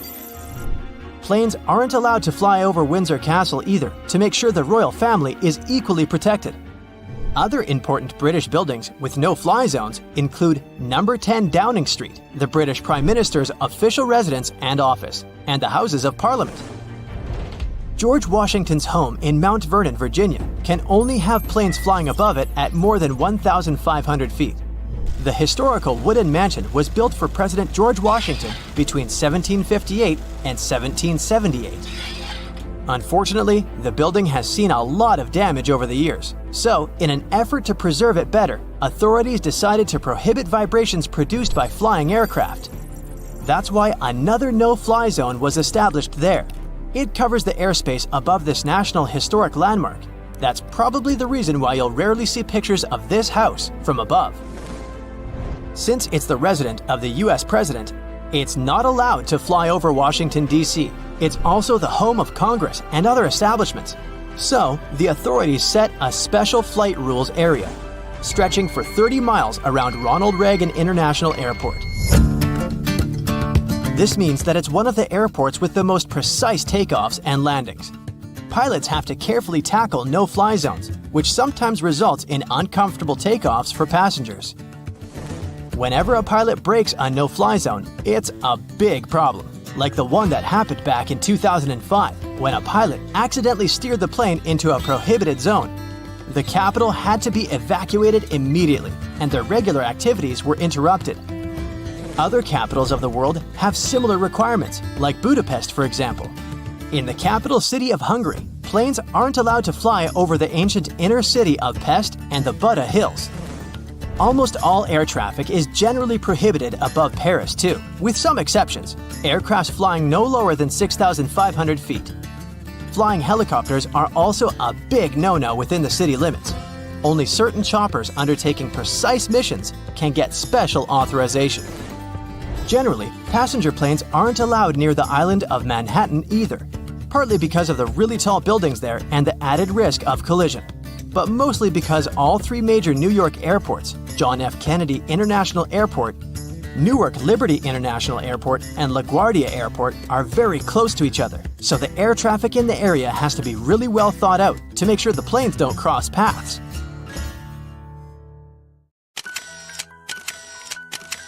At the beginning of the 20th century, somewhere off the coast of West Africa, a German steamship was leaving the port.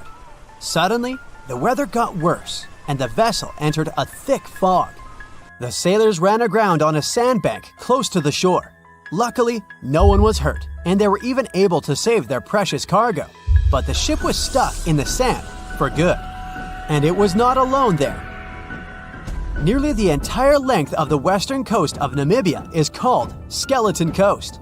If the name sounds scary, that's because it is. This 976-mile-long beach line is among the most dangerous places on Earth. The local Bushman tribes believe that their supreme deity made this land when it was angry. The Portuguese were the first Europeans to set foot in Namibia in the 15th century. And yep, they didn't like Skeleton Coast either. Portuguese explorers thought this land presented the gates to the underworld. This is the place where the Namib Desert meets the Atlantic Ocean.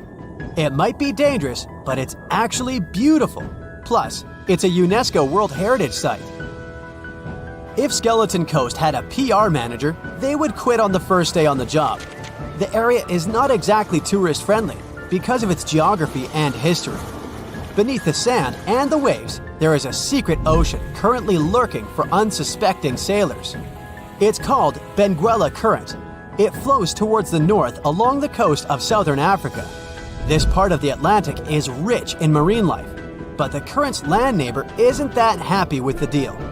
This arid climate created the Namib Desert, one of the driest regions on Earth. And that marine life I just mentioned? It's sharks. 11 species of them to be exact. And yes, the great white decides to pop by once in a while. So far, we've got a desert landscape, strong currents, and sharks. Not a place for a beachside resort, definitely. But if someone ends up on Skeleton Coast, will they know they're in danger? Don't worry, they will. The beach is littered with wrecks of all sizes and shapes. If you remember that German ship I mentioned in the very beginning, its massive and rusted stern is now sticking out from the desert sand. There are some 500 wrecks in total scattered along the coast, and it's a mixed crowd, from Portuguese galleons centuries old to ships that ran ashore here in the 21st century. A modern fishing ship called Zela India managed to slip from its tow rope in 2008 and ended up on Skeleton Coast. Okay, it didn't escape on its own, it had some help from the elements. But it's better to be a tourist attraction on a beach than to be broken up for scrap. That's where the trawler was originally going, poor thing. Skeleton Coast's most famous inhabitant, to call it such a place, is the wreck of the Dunedin Star. The British cargo liner ran aground here in 1942. The massive rescue operation that followed reveals why it's so dangerous for sailors to end up here. The rescuers managed to save all of the crew and passengers, but at a heavy price. An aircraft and a tugboat were lost in the process. It took the last of the rescuers a full 2 months to return home to Cape Town. Why, you might wonder? One look at the map of the region reveals the reason. It's an endless sea of yellow, which is the sand. There are so few roads here, so Skeleton Coast is hard to reach by land. There are also legal obstacles. You need a special permit to drive into the area.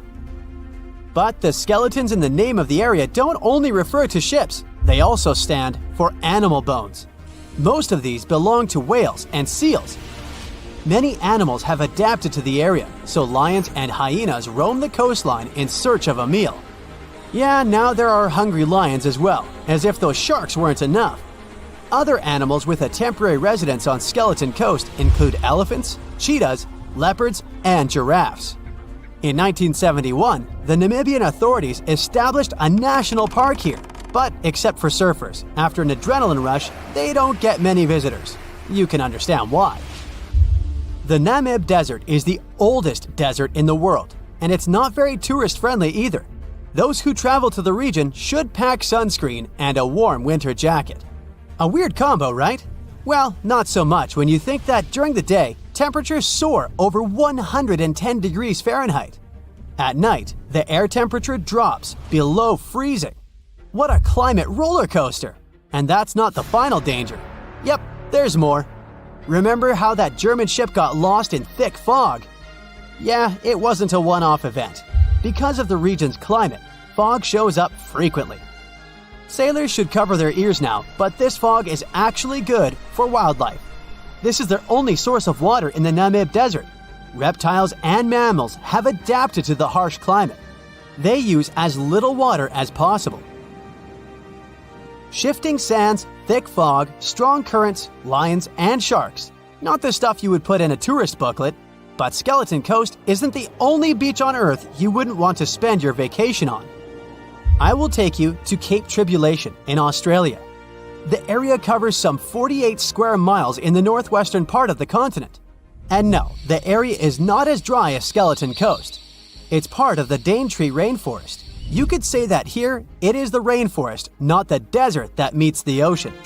The beach at Cape Tribulation is straight from a postcard. But looks can be deceiving. Australia? Probably sharks. No, crocodiles are out here to get you if you decide to go for a dip in the sea. There are saltwater crocodiles that the locals call salties. Well, that's a cute nickname for such a dangerous reptile. And it's not just that. The wildlife seems to have a beef with visitors. From October to June, the waters around Cape Tribulation are full of box jellyfish. Their venom affects the human cardiovascular system. When touched by a jellyfish out at sea, swimmers won't have enough time to reach land for help. Vinegar helps neutralize the sting, so you might want to keep a spare bottle in your luggage. Crocodiles and jellyfish sound dangerous, but there's one more animal you should look after. It's the wild boar. It might sound funny, but you won't laugh when you're being chased by one of these across the beach. 21 million wild boars live in Australia. They're mostly active at night, making it even more dangerous if they charge at you. The best defense is running in circles. Wild boars can't cut corners well. That's probably why we don't see many of them taking up careers as race drivers. Cape Tribulation has one last danger installed for you, and it's not an animal. Out here, even the trees are plotting against visitors. The stinging tree got its name for a reason. If you try to pick one of its beautiful red berries, it'll fight back. Its prickles are like tiny glass shards. The less than pleasant effect on your skin will last for a month. Then there is this wait a while bush. Who keeps naming them like this? This long vine has spikes that grab hold and just don't let go. They are so strong they can pull a human off a horse. You'll have to wait for someone to come by and save you from this thorny grabber. If you are about to cross this Australian beach from the vacation list, hold on for a second. Tourism is booming here. The local authorities have restricted access to all of the danger zones. Visitors go swimming in dreamy water holes that are surrounded by lush vegetation. There are even ropes to swing from. Now, that's a beach you can finally relax on. The voyage started just like any other. The cargo ship SS Cotopaxi is making another journey to Havana, Cuba, to deliver coal. It's November 29, 1925. For Captain Meyer and his crew, leaving Charleston Port, South Carolina, it will be the last trip the ship ever makes. Its route ran through the Bermuda Triangle. 2 days into the trip, the Cotopaxi sent out a distress signal. It had got caught up in a strong tropical storm and turned over on its side. The wind was very strong and there was powerful lightning as well. Rain gradually filled the ship's hold. Then there was a bright white flash, and the ship disappeared without a trace. Later, its wreckage was found in the Gobi Desert, which is in a completely different part of the world. All 32 crew members, including the captain, were missing. Of course, the part about the Gobi Desert is fictional. For one of his movies, Steven Spielberg came up with the idea that the ship was moved there by aliens. Still, in real life, the ship was never found, and its crew really did disappear. It was officially declared missing a month afterward, and nobody could find the wreck. It seems like a classic case of mysterious things going on in the Bermuda Triangle. But most mysteries are solved sooner or later. In 2020, the Cotopaxi was found. A man named Michael Barnett had moved to Florida to study shipwrecks off the coast. One wreck in particular really caught his attention. It was much larger than the others, and the locals called it the Bear Wreck. It was about 40 miles from St. Augustine in northern Florida, but no one had ever managed to identify the rusty hull. So Michael started to do some detective work. He measured the size of the shipwreck and started working through all the information he could find. He researched hundreds of old newspapers, leafed through insurance records, and looked at artifacts found on the wreck. After hundreds of hours of hard work, Michael was sure it was the Cotopaxi. But a few years before, there had been a rumor that the same ship had been found off the coast of Cuba. The Coast Guard found the wreck of a cargo ship about the same size that looked a lot like the one lost in 1925. Michael was sure they were wrong, so he teamed up with some science journalists and kept investigating. Soon they discovered something that seemed to confirm Michael's belief. Divers found brass valves with the letters SV on them in the wreckage of the ship. Michael suggested these initials referred to Scott Valve Manufacturing Company. The headquarters of this company was in Michigan, not far from where the Cotopaxi had been built. The company had probably supplied parts for the Cotopaxi. So the puzzle seemed to be solved. The Bear wreck was really the missing cargo ship. But Michael still needed to work out why the ship had sunk. Did something mysterious really happen to the Cotopaxi in the Bermuda Triangle? Later, Michael found the testimony of the ship's carpenter among some old papers. The carpenter claimed that the hatches covering the coal on the ship had been in a terrible condition before it sank. Repair work on the covers wasn't finished before the crew got the order to sail to Cuba. So if the hatch covers were still broken during the trip, water could have easily gotten on board. This water probably flooded the hold during the tropical storm. This was the real reason why the Cotopaxi went down. There was really nothing mysterious about it. It was just a mistake made by ordinary people. But this is just one example out of dozens, or even hundreds, where ships and planes have gone missing in the Bermuda Triangle. We still can't explain some of these incidents. It seems like there really is something weird going on there. One of these strange events happened in 1948. A passenger jet was headed for Miami from San Juan, Puerto Rico. It disappeared in the same area as the Cotopaxi. The 32 people on board vanished without a trace. The weather was clear throughout the flight, but experts think that when the plane was about 50 miles from the coast, it could have been hit by a strong wind that knocked it off course. Years later, a similar plane was found in the area of the Bermuda Triangle, but because no one could work out the registration, it was impossible to say for sure if it was the same one. Something even stranger occurred not long before, in 1945. 5 planes went missing all at the same time. Some trainee pilots were practicing their navigation skills, but when they'd finished, it seems they couldn't find their way back home and disappeared. Many people assume they just ran out of fuel. This seems likely, but still, the circumstances were really strange. The trainees were being supervised by an experienced pilot who had 2,500 hours of flight time. He would never have let a group of newbie pilots get that far away from their base.